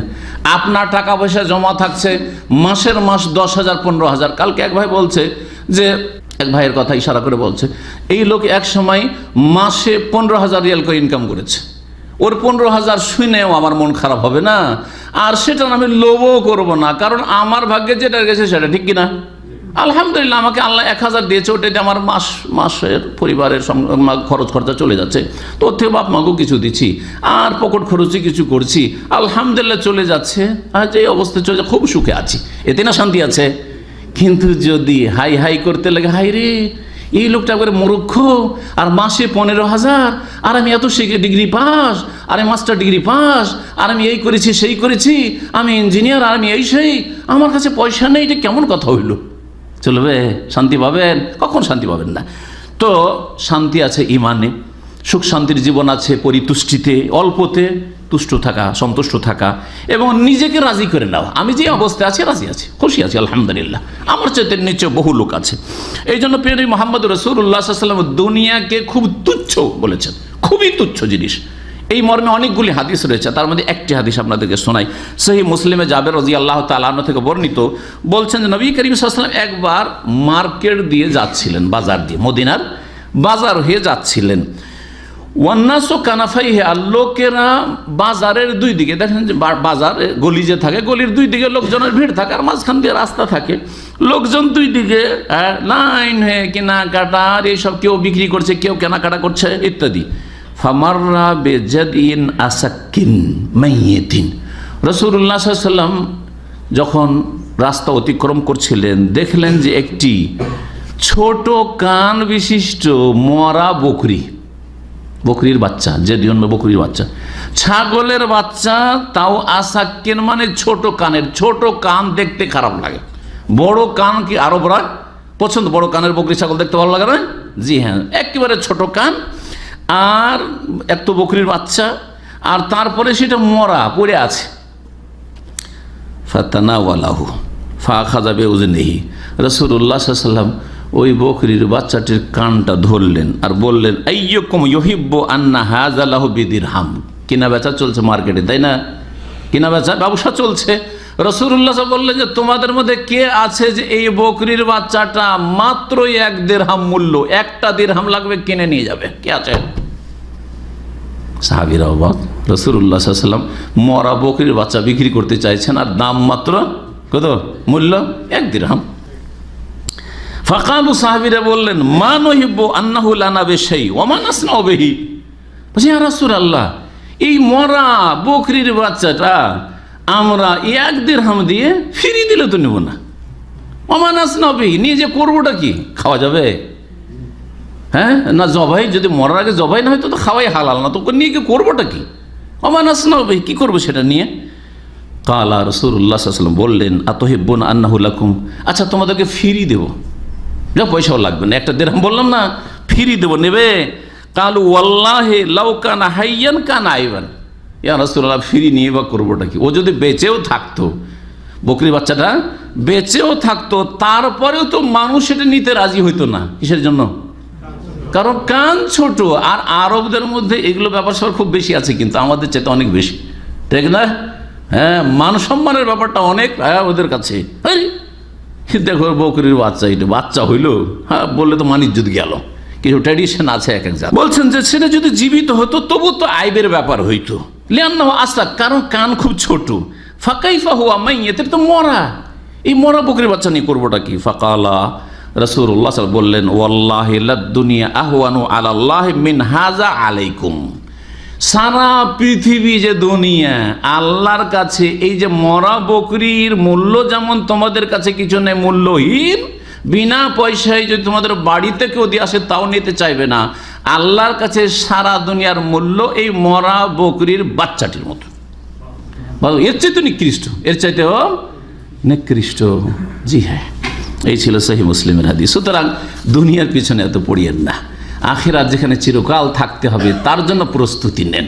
কখন যে চলে যাবেন ভালো অবস্থায় যাতে যেতে পারেন। জি, এবং ছেলে মেয়েকে তাই শেখান, স্ত্রীকে তাই শেখান, নিজেও শান্তি পাবেন, আপনার স্ত্রীও শান্তি পাবে, আপনার পরিবার ছেলে মেয়েরাও শান্তি পাবে, যে দুনিয়া আমাদের লক্ষ্য উদ্দেশ্য না। সুতরাং এই তুচ্ছ দুনিয়ার জন্য এত পেরেশানির আছেটা বাকি। দুনিয়া যে কত নিকৃষ্ট আখিরাতের তুলনায়, এই দুনিয়ার জন্য অধিকাংশ মানুষ দুশ্চিন্তায়, পেরেশানিতে, শোকে, দুঃখে, না এইরকম চিন্তা একজন মুসলিম কখনো করবে না। বরং যদি ওপরে নজর চলে যায়, সাথে সাথে কি করবেন? কি করবেন? ওহো, এরা এত এগিয়ে গেল, আমি তাহলে কি করবেন? নিচের দিকে তাকান। নবী করিম সাল্লাল্লাহু আলাইহি ওয়াসাল্লাম বলেছেন, যদি দেখেন যে আমি একেবারে পকেট শূন্য, এমটি, কিচ্ছু নেই আমার কাছে টাকা পয়সা, তাহলে অন্য লোকদের দেখবেন যে পকেটে একটা পয়সাও নেই আর ঋণের বোঝা চেপে আছে। আমার উপরে এক পয়সা ঋণ নেই, আমার কাছে টাকাও নেই, মাসের মাস খেয়ে শেষ করছি, কিন্তু একটা টাকা কেউ আমার কাছে চাইতেও পারবে না যে তোমার কাছে পাবো, ঠিক কিনা? তাহলে আমি ওই লোকের চাইতে ভালো কিনা?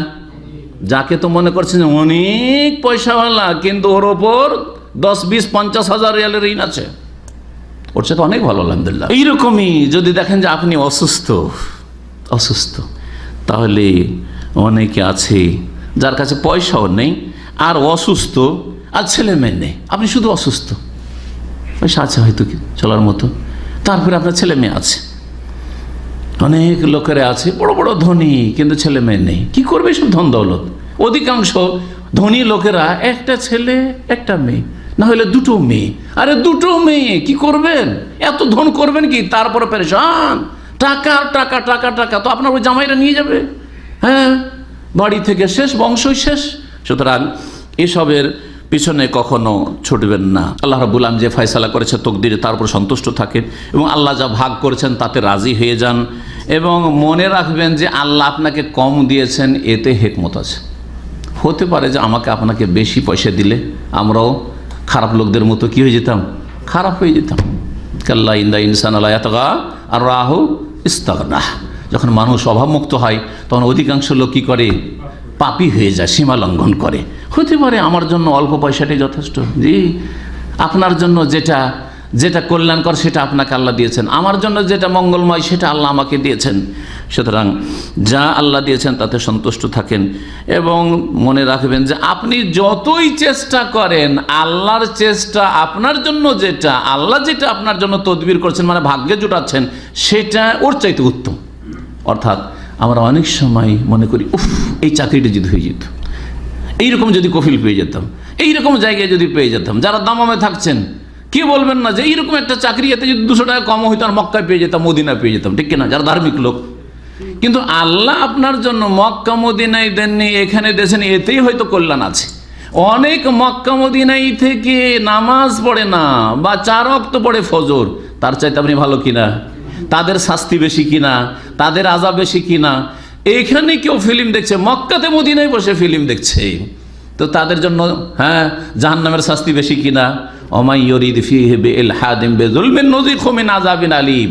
মক্কায় মদিনায় হারামের এলাকাতে যদি কেউ পাপের, জুলমের, অন্যায়ের, গুনহার ইচ্ছা করে, আল্লাহ বলছেন যে কঠিন শাস্তি তাকে চাখাবো, কঠিন শাস্তি দেব, ইচ্ছা করলে, পাপের ইচ্ছা করলে। সুবহানাল্লাহ। আব্দুল্লাহ ইবনে আব্বাস রাদিয়াল্লাহু তাআলা আনহুমা এই আযাব যে কোরআনে কারীমের এই আয়াতে সূরা হজ রয়েছে, এটা মনে করতে ইচ্ছা করলেই যেহেতু হয়ে যাবে, এই ভয়ে তিনি মক্কায় থাকতেন, তিনি মক্কা ছেড়ে দিয়ে প্রথম মদিনায় ছোটকালে, তারপরে মক্কা বিজয়ের পরে মক্কা চলে গেছে, পরে মক্কা থেকে তিনি হিজরত করে তায়েফে চলে গেছিলেন। তায়েফে কবর আছে তার, আব্দুল্লাহ ইবনে আব্বাস রাদিয়াল্লাহু তাআলা প্রখ্যাত সাহাবীর কবর তায়েফে রয়েছে। এই ভয়ে চলে গেছিলেন যে কি জানি গুনাহ তো মনে ইচ্ছে চলে আসতে পারে, কল্পনা চলে আসতে পারে, তো এত কঠিন শাস্তির কথা আল্লাহ বলেছেন, আমি এই আযাব বরদাস্ত করতে পারবো না, আযাবের ঝুঁকি নিতে পারবো না, আমি মক্কা ছেড়ে চললাম তায়েফ। জি, সুতরাং হতে পারে যে আমার জন্য এখানে কল্যাণ আছে, আপনার জন্য এখানে কল্যাণ আছে, আপনার দ্বারা এখানে কিছু কাজ হবে ইত্যাদি। সম্মানিত ভাতৃমণ্ডলী, আমরা হাই না করে রিজক হাসিলের যেসব উপায় রয়েছে, পার্থিব উপায়, সেগুলি খোঁজ করবেন। পার্থিব উপায় বুঝতে পারছেন, যেখানে যার যোগ্যতা আছে এবং সুযোগ সুবিধা আছে, ফ্যাসিলিটি আছে, সেখানে লাগার চেষ্টা করবেন এবং তার সাথে সাথে আল্লাহর কাছে উত্তম পন্থায় চাইবেন। এবং কিছু করণীয় আপনাদেরকে এখন বলবো। একটি করণীয় হচ্ছে যে বেশি থাকার কম থাকে, যেই অবস্থায় থাকবেন ওতে আপনি সন্তুষ্ট থাকবেন। তাতে কি থাকবেন? সন্তুষ্ট থাকবেন।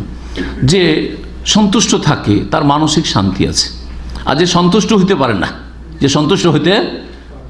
না, সেই ব্যক্তি অশান্তিতে আছে। আপনার স্ত্রী সুন্দরী, তারপরে তাতে যদি আপনার পরিতুষ্টি না হয়, আপনার হচ্ছে এর চাইতে সুন্দরী হতো, ওর স্ত্রী আমার চাইতে বেশি সুন্দরী, আমার ভাইয়ের স্ত্রী বিয়ে দিলাম, আরে ও আমার স্ত্রী চাইতে সুন্দরী, মনটা খারাপ, শান্তি পাবেন?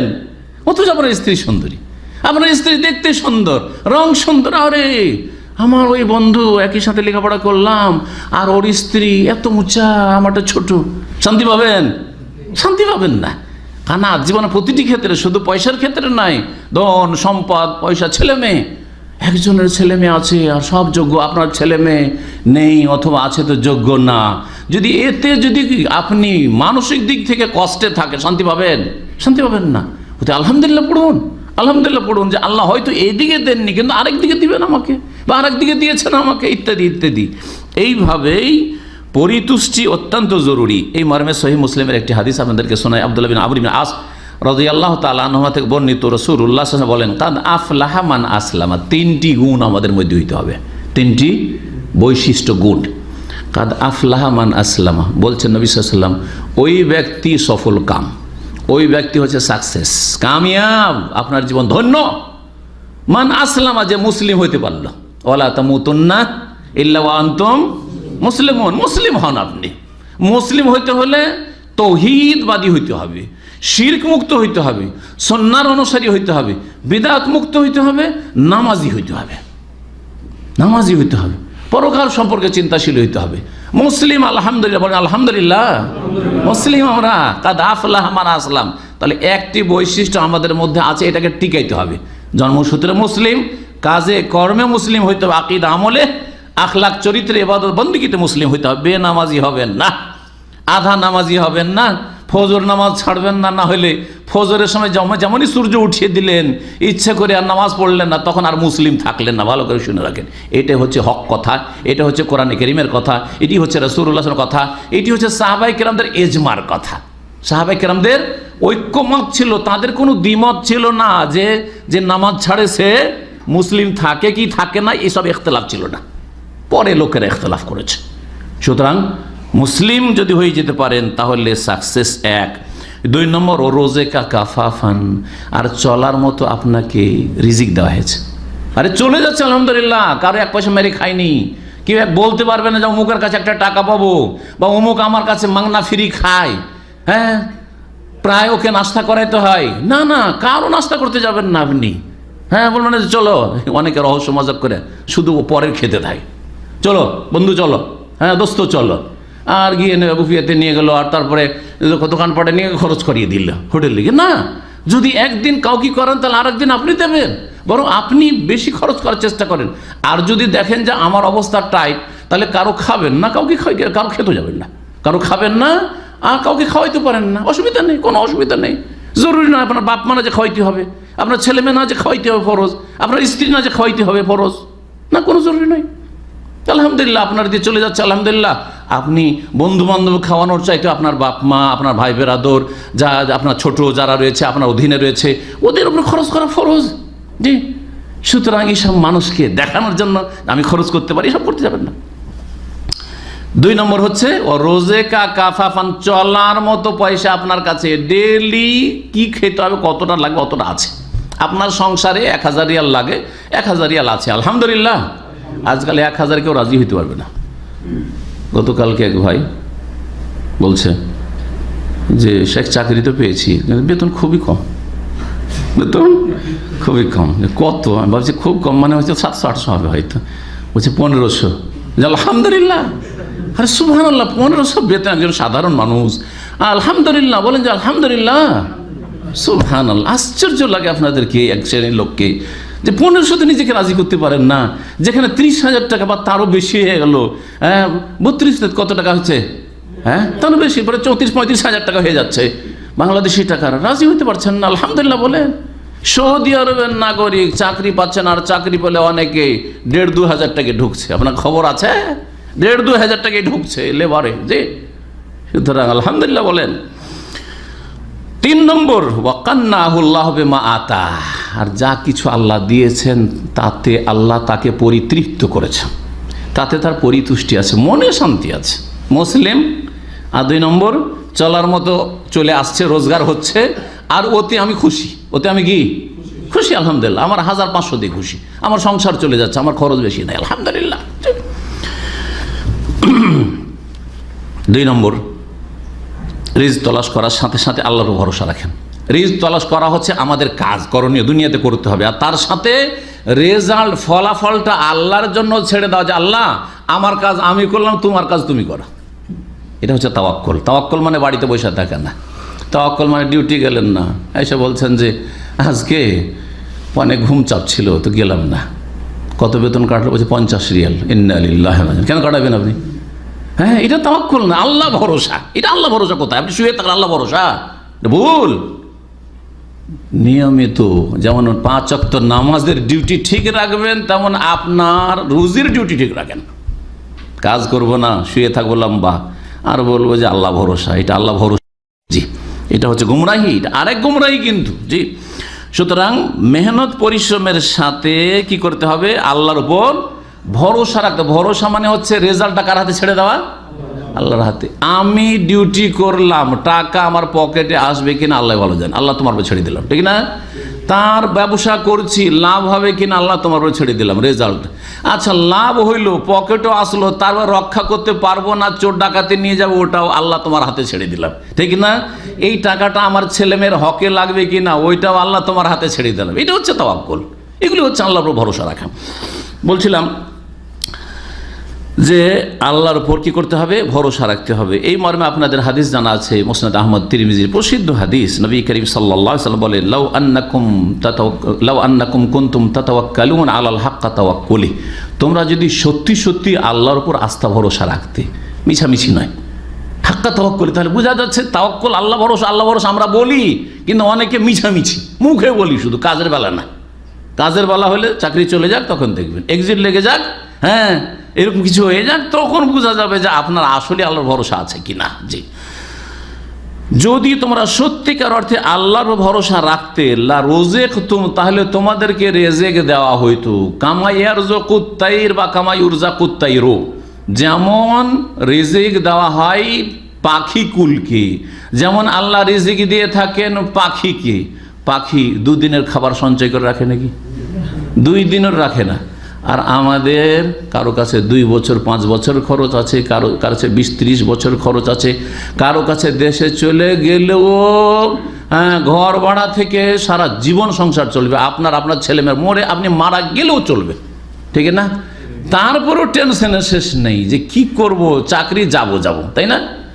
কোথায় আল্লাহর ভরসা? কোনো ভরসা নেই। যদি তোমরা সত্যিকার আল্লাহর ভরসা করতে তাহলে তোমাদেরকে আল্লাহ রিজিক দিতেন কামাই ওরজাকুত্তাইর, যেমন রিজিক দেওয়া হয় পাখিকে, তাকদু খেমাসান, প্রতিদিন সকালবেলা খালি পেটে বের হয়ে যায় বাসা থেকে, অতারুহ বেতানা, পেট ভর্তি করে ফিরে আসে, দানা গজগজ করে সন্ধ্যাবেলা। 3 নম্বর কাজ হচ্ছে যে আল্লাহর কাছে বেশি বেশি দোয়া করেন, একটু আগে সংক্ষেপে বলছিলাম, এবং আল্লাহর কাছে একাগ্র চিত্তে দোয়া করেন। দোয়া মানে নামকে অস্তে দোয়া না, কাজের অস্তে দোয়া। আমরা সবাই দোয়া করি মুসলিমরা, কিন্তু দোয়া কার্যকরী দোয়া না। দোয়া এমন করতে হবে যেটা আমাদের আঞ্চলিক ভাষা বলে না ছোড় বান্দা, বলেন আপনার এই ভাষাটা, ছাড়বো না আল্লাহর কাছে, নেব। কেন দেবেন না আল্লাহ রাব্বুল আলামিন? আল্লাহ তোমার কাছে নেব, এক কথায়, জি, ইয়াকিনের সাথে এবং বারবার করে। এই জন্য নবী করিম সাল্লাল্লাহু আলাইহি ওয়াসাল্লাম একটি দোয়া কয়বার করে করতেন? 3 বার করে। এই সুন্নাত আমল করেন কমপক্ষে 3 বার করে। এই যখন করবেন তখন 3 বার করে। এই নয় যে শুধু একটা দোয়া সারা জীবনে 3 বার, না। ওই যখন চাইছেন আল্লাহ মাগফিরলি, আল্লাহ মাগফিরলি, আল্লাহ মাগফিরলি, আল্লাহ মারযুকনি, আল্লাহ মারযুকনি, আল্লাহ মারযুকনি, জি, রব্বানা আতিনা ফিদ দুনিয়া হাসানা ওয়া ফিল আখিরাতি হাসানা ওয়া কিনা আযাবান নার, 3 বার করে। এইভাবে আল্লাহর কাছে বারবার আল্লাহ নেব, আল্লাহ নেব, আল্লাহ নেব, জি, দোয়া করেন। ওই রকম দোয়া করতে হবে, একাগ্র চিত্তে দোয়া করতে হবে, কাই মনে আল্লাহর কাছে চাইতে হবে। বিশেষ করে যেই সময়গুলিতে দোয়া কবুল হওয়ার কথা বলা হয়েছে, অবশ্যই দোয়া কবুল হয় এই সময়গুলিতে, অবশ্যই দোয়া কবুল হয়। তার মধ্যে একটি সময় হচ্ছে তাহাজ্জুদের সময়। কোনটা? হ্যাঁ, রাতকে 3 ভাগ করে শেষ তৃতীয় অংশ, হিনা ইয়াবকা সুলুসুল লাইলুল আখির, রাতের শেষ তৃতীয় অংশ যখন অবশিষ্ট থাকে, তাহলে মোটামুটি আজকাল রাত 1টা 1:30টার পর থেকে শুরু করে বা 2টার পর থেকে শুরু করে 5টা পর্যন্ত, ঠিক আছে? এই সময়টাই দোয়া করেন। কয়জন লোক আছেন সারাদিন টেনশন করছেন, সারাদিন রুজির জন্য পেরেশান আছেন, আর কত কাকে ধরছেন চাকরির জন্য, কিন্তু রব্বুল আলমীকে ধরার তৌফিক হয় না। উঠেন রাত্রে 2 রাকাত তাহাজ্জুদ, পুরা 11 রাকাত বেতর সহ পড়তে বলছি না, 2 রাকাত পড়ার তৌফিক হয় না, 2টা রেখাত নামাজ পড়েন আর আল্লাহর কাছে দোয়া করেন। আপনি এক তো এই সময়টাতে দোয়া করেন, তাহাজ্জুদের সময় দোয়া কবুল হয়। 2 নম্বর, তাহাজ্জুদের সেজদাই পড়ে পড়ে যদি আল্লাহর কাছে দোয়া করেন, হ্যাঁ, যদি আত্মাহাতার দরুদের পরে, নবী সাল্লাল্লাহু আলাইহি ওয়াসাল্লামের দরুদ পেশ করার পরে দোয়া করেন, নামাজের ভিতরে দোয়া করেন, এই সময়গুলো দোয়া কবুল হয়। তাছাড়াও হাত উঠিয়ে দোয়া করেন, আপনি একা একা নির্জনে দোয়া করেন, মানুষের সামনে কান্না দেখায়েন না, আর মানুষের সামনে আপনি আপনার তাকওয়া পরেজগারি দেখায়েন না, মানুষের সামনে আপনি বেশি দোয়া করিয়েন না, নির্জনে আপনি আল্লাহকে ডাকেন। যে ওই সময় আল্লাহ ইখলাস আপনার অন্তর থেকে জানতে পারবেন যে সত্যি লোকটি মুখলেস। কারণ মানুষকে জানতে দেয় না যে এত অভাবে আছে, মানুষকে জানতে দেয় না যে এত তার পেরেশানি আছে, আর্থিক সংকট আছে, আমার কাছে নির্জনে দরখাস্ত করে, সুতরাং তাকে খালি হাতে আমি ফিরিয়ে দেব না। জি, সম্মানিত ভাতৃমণ্ডলী, এই সময়গুলিতে দোয়া কবুল হয়। এবং শুধু দোয়া কবুল হয় না, নবী মুহাম্মদ রাসূলুল্লাহ সাল্লাল্লাহু আলাইহি ওয়াসাল্লাম বলেছেন যে এই তাহাজ্জুদের সময় ভোর রাত্রে, রাতের শেষ তৃতীয় অংশে আল্লাহ প্রথম আকাশে চলে আসেন। আল্লাহর আশা আল্লাহর মতো, আল্লাহর আশা আল্লাহর মতো, এবং বান্দাকে ডাক দেন। আমাদেরকে ডাকছেন আল্লাহ, আর আমরা ডাকতে জানছি না। মাইয়াদউনি ফাস্তাজিব লাহু, কে আমার কাছে দোয়া করবে তার দোয়া আমি শুনবো, তার ডাকে আমি সাড়া দেব, তার দোয়া আমি কবুল করব। আল্লাহ বলেন এই কথা। মাইয়াসআলুনি ফাউতিয়াহু, কে আমার কাছে চাইবে তাকে আমি দেব। ওয়া মাইয়াস্তাগফিরুনি ফাগফির লাহু, আর কে আমার কাছে ক্ষমা প্রার্থনা করবে, মার্জনা কামনা করবে, তাকে আমি ক্ষমা করব, মার্জনা করব। এই বলে আল্লাহ ডাকতে থাকেন কয়েক ঘন্টা। এই না যে 1 মিনিট 2 মিনিট পেলেন না হলে গেল ফেল, না, এরকম নয়। সুবহানাল্লাহ, কয়েক ঘন্টা, রাত 2টো থেকে নিয়ে 5টা পর্যন্ত যদি ধরি তো কত ঘন্টা? তারও বেশি আজকাল হয়ে যাবে বড় রাতে। হ্যাঁ, 3, 2, 5, 3, 3.5 ঘন্টা আপনার এই সময়টা আপনি ডাকেন। আরে 3 ঘন্টা ডাকতে না পারেন, আধা ঘন্টাও ডাকতে পারছেন না, আধা ঘন্টা উঠাও নসিব হচ্ছে না আপনার, ঘুমকে পরিত্যাগ করতে পারছেন না দুনিয়া আখেরাতের সার্বিক কল্যাণের জন্য, যে এই সময়টায় জাগতে পারি আমার দুনিয়াও ভালো হয়ে যাবে, আখেরাতও ভালো হয়ে যাবে, জান্নাতও পেয়ে যাব, আর রিজিক আল্লাহর কাছে পেয়ে যাব, রোগও ভালো হয়ে যাবে। কেমন আল্লাহকে ডাকতে পারছেন না? হতভাগা। আল্লাহ রাব্বুল আলামিন যেন আমাদেরকে দিনের দিকে ফিরে আসার তৌফিক দান করেন, এবং আল্লাহ আমাদের মনের সমস্ত জায়েজ আশা আকাঙ্ক্ষা যেন পূরণ করেন, দিনের উপর আল্লাহ রাব্বুল আলামিন যেন অটলতা দান করেন। সম্মানিত ভাতৃমণ্ডলী, আল্লাহর কাছে আশা রাখবেন, মানুষের কাছে মানুষের দ্বারস্থ হবেন না, আর মানুষের দিকে তাকাতে যাবেন না। কারণ আল্লাহ রাব্বুল আলামিনের কাছে চাইলে আল্লাহ খুশি হন, আর মানুষের কাছে চাইলে মানুষ নাখোশ হয়, বেজার হয়। ভিক্ষা চাওয়া না, শুধু ধার চেয়ে দেখেন। আল্লাহর কাছে তো জীবন আমরা ধার চাই না যে আল্লাহ দাও পরে দিয়ে দেবো, জীবন করি। সুবহানাল্লাহ, আল্লাহর কাছে না চাইলে আল্লাহ রাগ করেন। মাল্লাম ইয়াসআলিল্লাহ ইয়াগদাব আলাইহি, যে আল্লাহর কাছে চাই না আল্লাহ কি করেন? তার উপর রাগ করে। আরে তুই অসুখ চাচ্ছিস না কেন? আল্লাহ রাগ করেন। আরে তোর পয়সার দরকার, তুই কেন পয়সা চাইছিস না? হ্যাঁ, তোর অসুবিধা, পারিবারিক সমস্যা, কেন সমস্যা দূর করার জন্য দরখাস্ত করছিস না? আল্লাহ অসন্তুষ্ট হন। হ্যাঁ, তোর এই দরকার সেই দরকার, কেন আমাকে আরজি করছিস না, দরখাস্ত করছিস না? আল্লাহ অসন্তুষ্ট হন।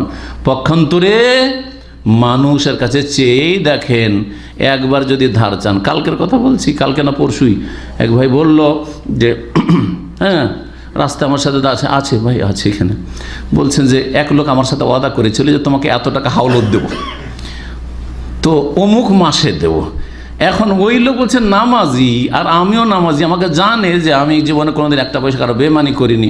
এখন টেলিফোন করছি, ও টেলিফোন উঠায় না, টেলিফোন উঠায় না। কি জন্য? ভয়ে যে টেলিফোন উঠালে কি করতে হবে? টাকা ধার দিতে হবে। আর আল্লাহ বলছেন যে টেলিফোন করো, আমাকে টেলিফোন করো। কি দিয়ে? হ্যাঁ, পীর মুর্শিদের ওসিলা ধরে, নবীর ওসিলা দিয়ে, আর হুজুর কিবলার ওসিলা দিয়ে, হ্যাঁ, গৌস কুতুবের ওসিলা দিয়ে আল্লাহর কাছে টেলিফোন করো? না না না, ডাইরেক্ট ফাইন্নি করিবুন, আমি কাছে, অজীব দাওয়াতা দোয়াকারে দোয়া আমি শুনি, ডাকে সাড়া দিই। সুতরাং শর্ত হচ্ছে ফালিয়াস্তাজিবুলি, আমার ডাকে তোমরা সাড়া দাও। আমার হাইয়া আলাস সালাহ হাইয়া আলাল ফালাহ হচ্ছে ফজরে, তুমি সাড়া দাও। আমি যে বলছি আসমান থেকে যে কে আছে ডাকো, ভোর রাত্রে তাহাজ্জুদের সময় উঠো, দেব, আমার ডাকে সাড়া দাও।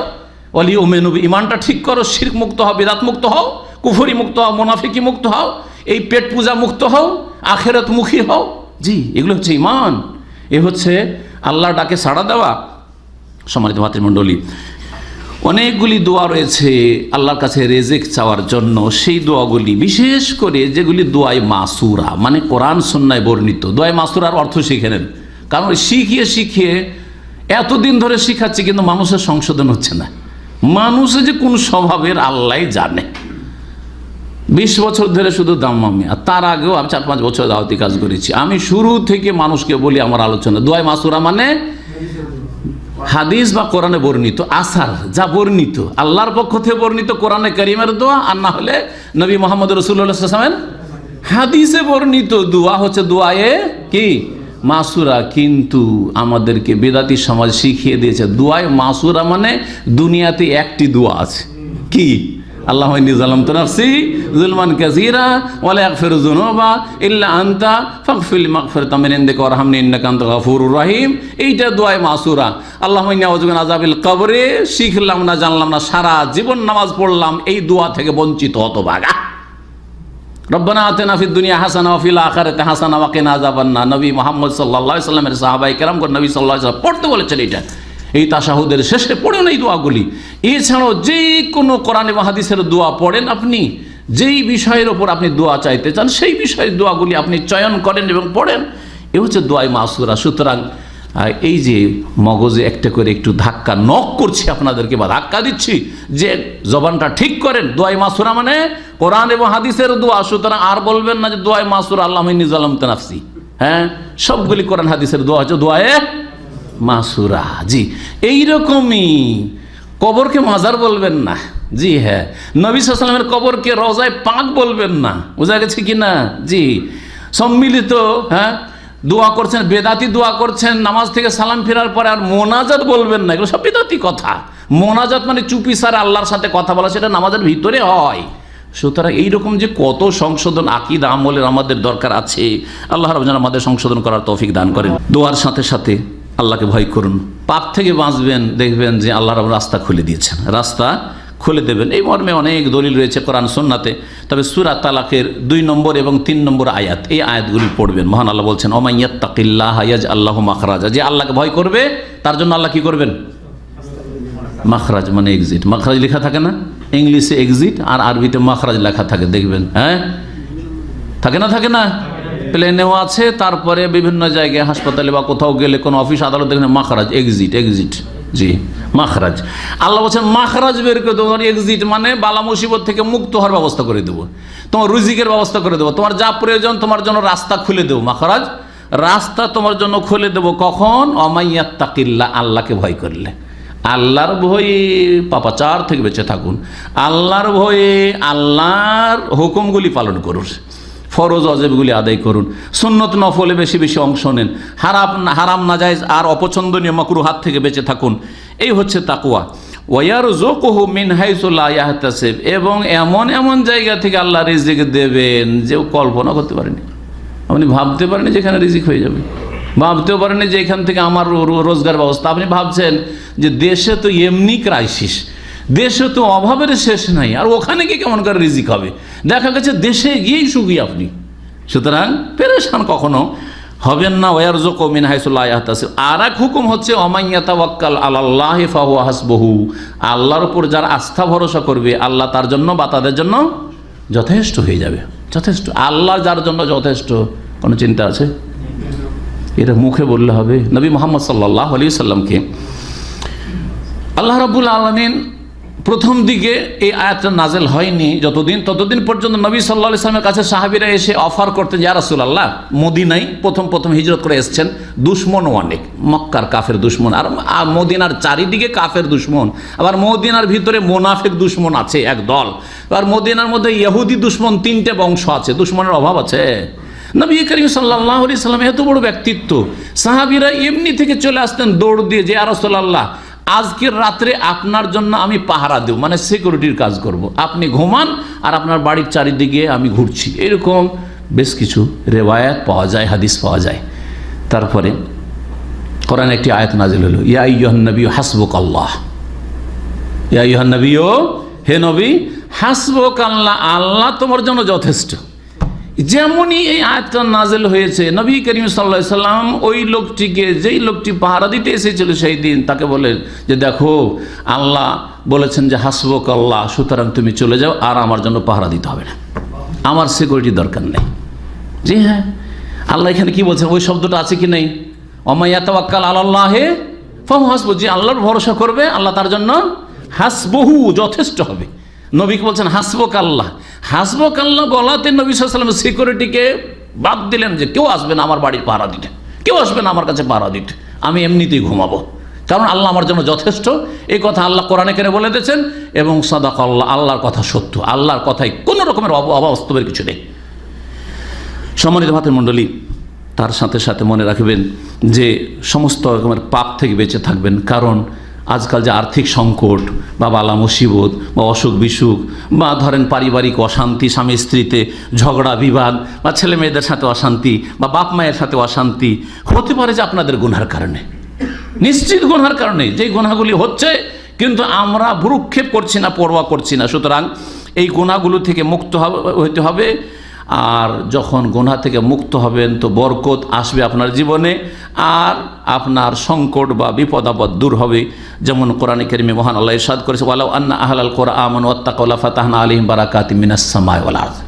জনপদের লোকেরা, দেশের মানুষরা, আল্লাহ বলছেন দেশের মানুষরা যদি আমানু, ঈমান ঠিক করে নিত, ওয়াত্তাকাউ, আর পাপ মুক্ত হয়ে যেত, গুনাহ মুক্ত হয়ে যেত, লাফাতাহনা আলাইহিম বারাকাতিম মিনাস সামা, আকাশ থেকে বরকত সমূহের দ্বার খুলে দিতাম, আল্লাহর বলে বলছেন। বরকত সমূহ, এক বরকত নয়, বারাকাত, আল্লাহ বলছেন বরকত খুলে দিতাম। কিন্তু তাদের স্বভাব হচ্ছে মিথ্যা মনে করা বা সন্দেহ করা বা বাস্তবায়ন না করা। এই হচ্ছে ইহুদিদের জন্য অনেক হালাল নিয়ামতকে আল্লাহ হারাম করে দিয়েছিলেন। কোরআনে কারিমে রয়েছে যে ইহুদিদের জন্য আল্লাহ কি করেছিলেন, হালাল নিয়ামত যেগুলো আমাদের জন্য হালাল রয়েছে, ইহুদিদের কি করা হয়েছিল, হারাম করা হয়েছিল। কিসের জন্য? আল্লাহ বলছেন ফাবে জুলমিন মিনাল্লাযিনা হাদু, ইহুদিদের জুলম অত্যাচারের কারণে, পাপাচারের কারণে, হারামনা আলাইহিম তাইয়্যিবাতিন, তাদের জন্য পাক পবিত্র বস্তুগুলি অনেকগুলি হারাম করে দিয়েছিলাম, উহিল্লাত লাহুম, যেগুলি আসলে তাদের জন্য হালাল ছিল।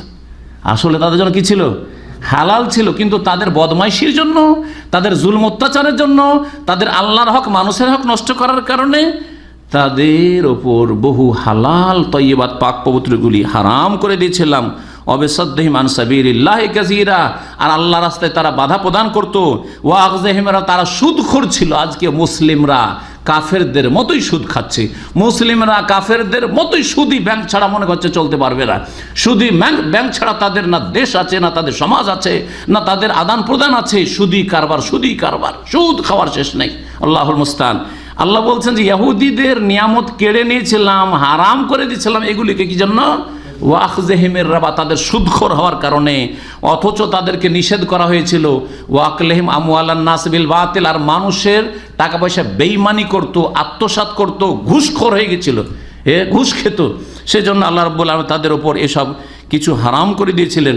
এছাড়া আত্মীয়দের সাথে সুসম্পর্ক করবেন, আত্মীয়দেরকে যত দেখবেন, যত খরচ করবেন, তত বরকত দেবেন।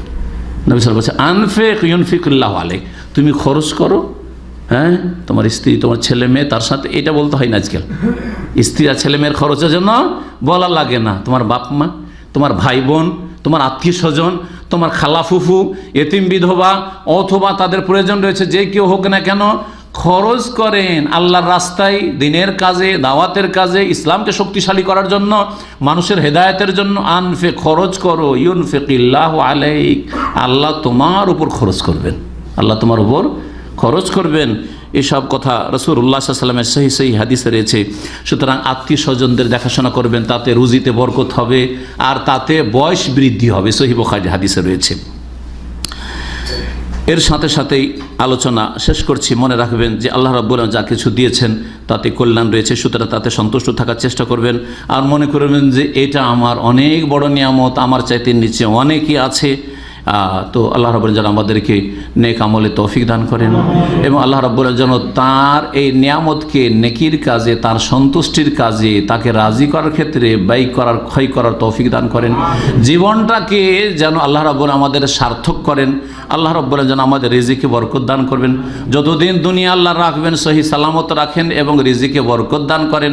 আর যখন আল্লাহ নেবেন, আল্লাহ রাব্বুল আলামিন যেন আমাদেরকে ঈমানের অবস্থায় দুনিয়া থেকে নেন, এবং আল্লাহ রাব্বুল আলামিন আমাদেরকে যেন দিন দুনিয়ার সার্বিক কল্যাণ দান করেন, আর জাহান্নামের আযাব থেকে আল্লাহ রাব্বুল আলামিন যেন রক্ষা করেন। রব্বানা আতিনা ফিদ দুনিয়া হাসানা ওয়া ফিল আখিরাতি হাসানা ওয়া কিনা আযাবান নার। রব্বানা যালামনা আনফুসানা ওয়া ইল্লাম তাগফির লানা ওয়া তারহামনা লানাকুনান্না মিনাল খাসিরিন। রব্বানা হাব লানা মিন আজওয়াজিনা ওয়া যুররিয়্যাতিনা কুররাতা আ'য়ুনি ওয়াজআলনা লিল মুত্তাকিনা ইমামা। رب ارحمهما كما ربياني صغيرا رب ارحمهما كما ربياني صغيرا رب ارحمهما كما ربياني صغيرا سبحان ربك رب العزة عما يصفون وسلام على المرسلين والحمد لله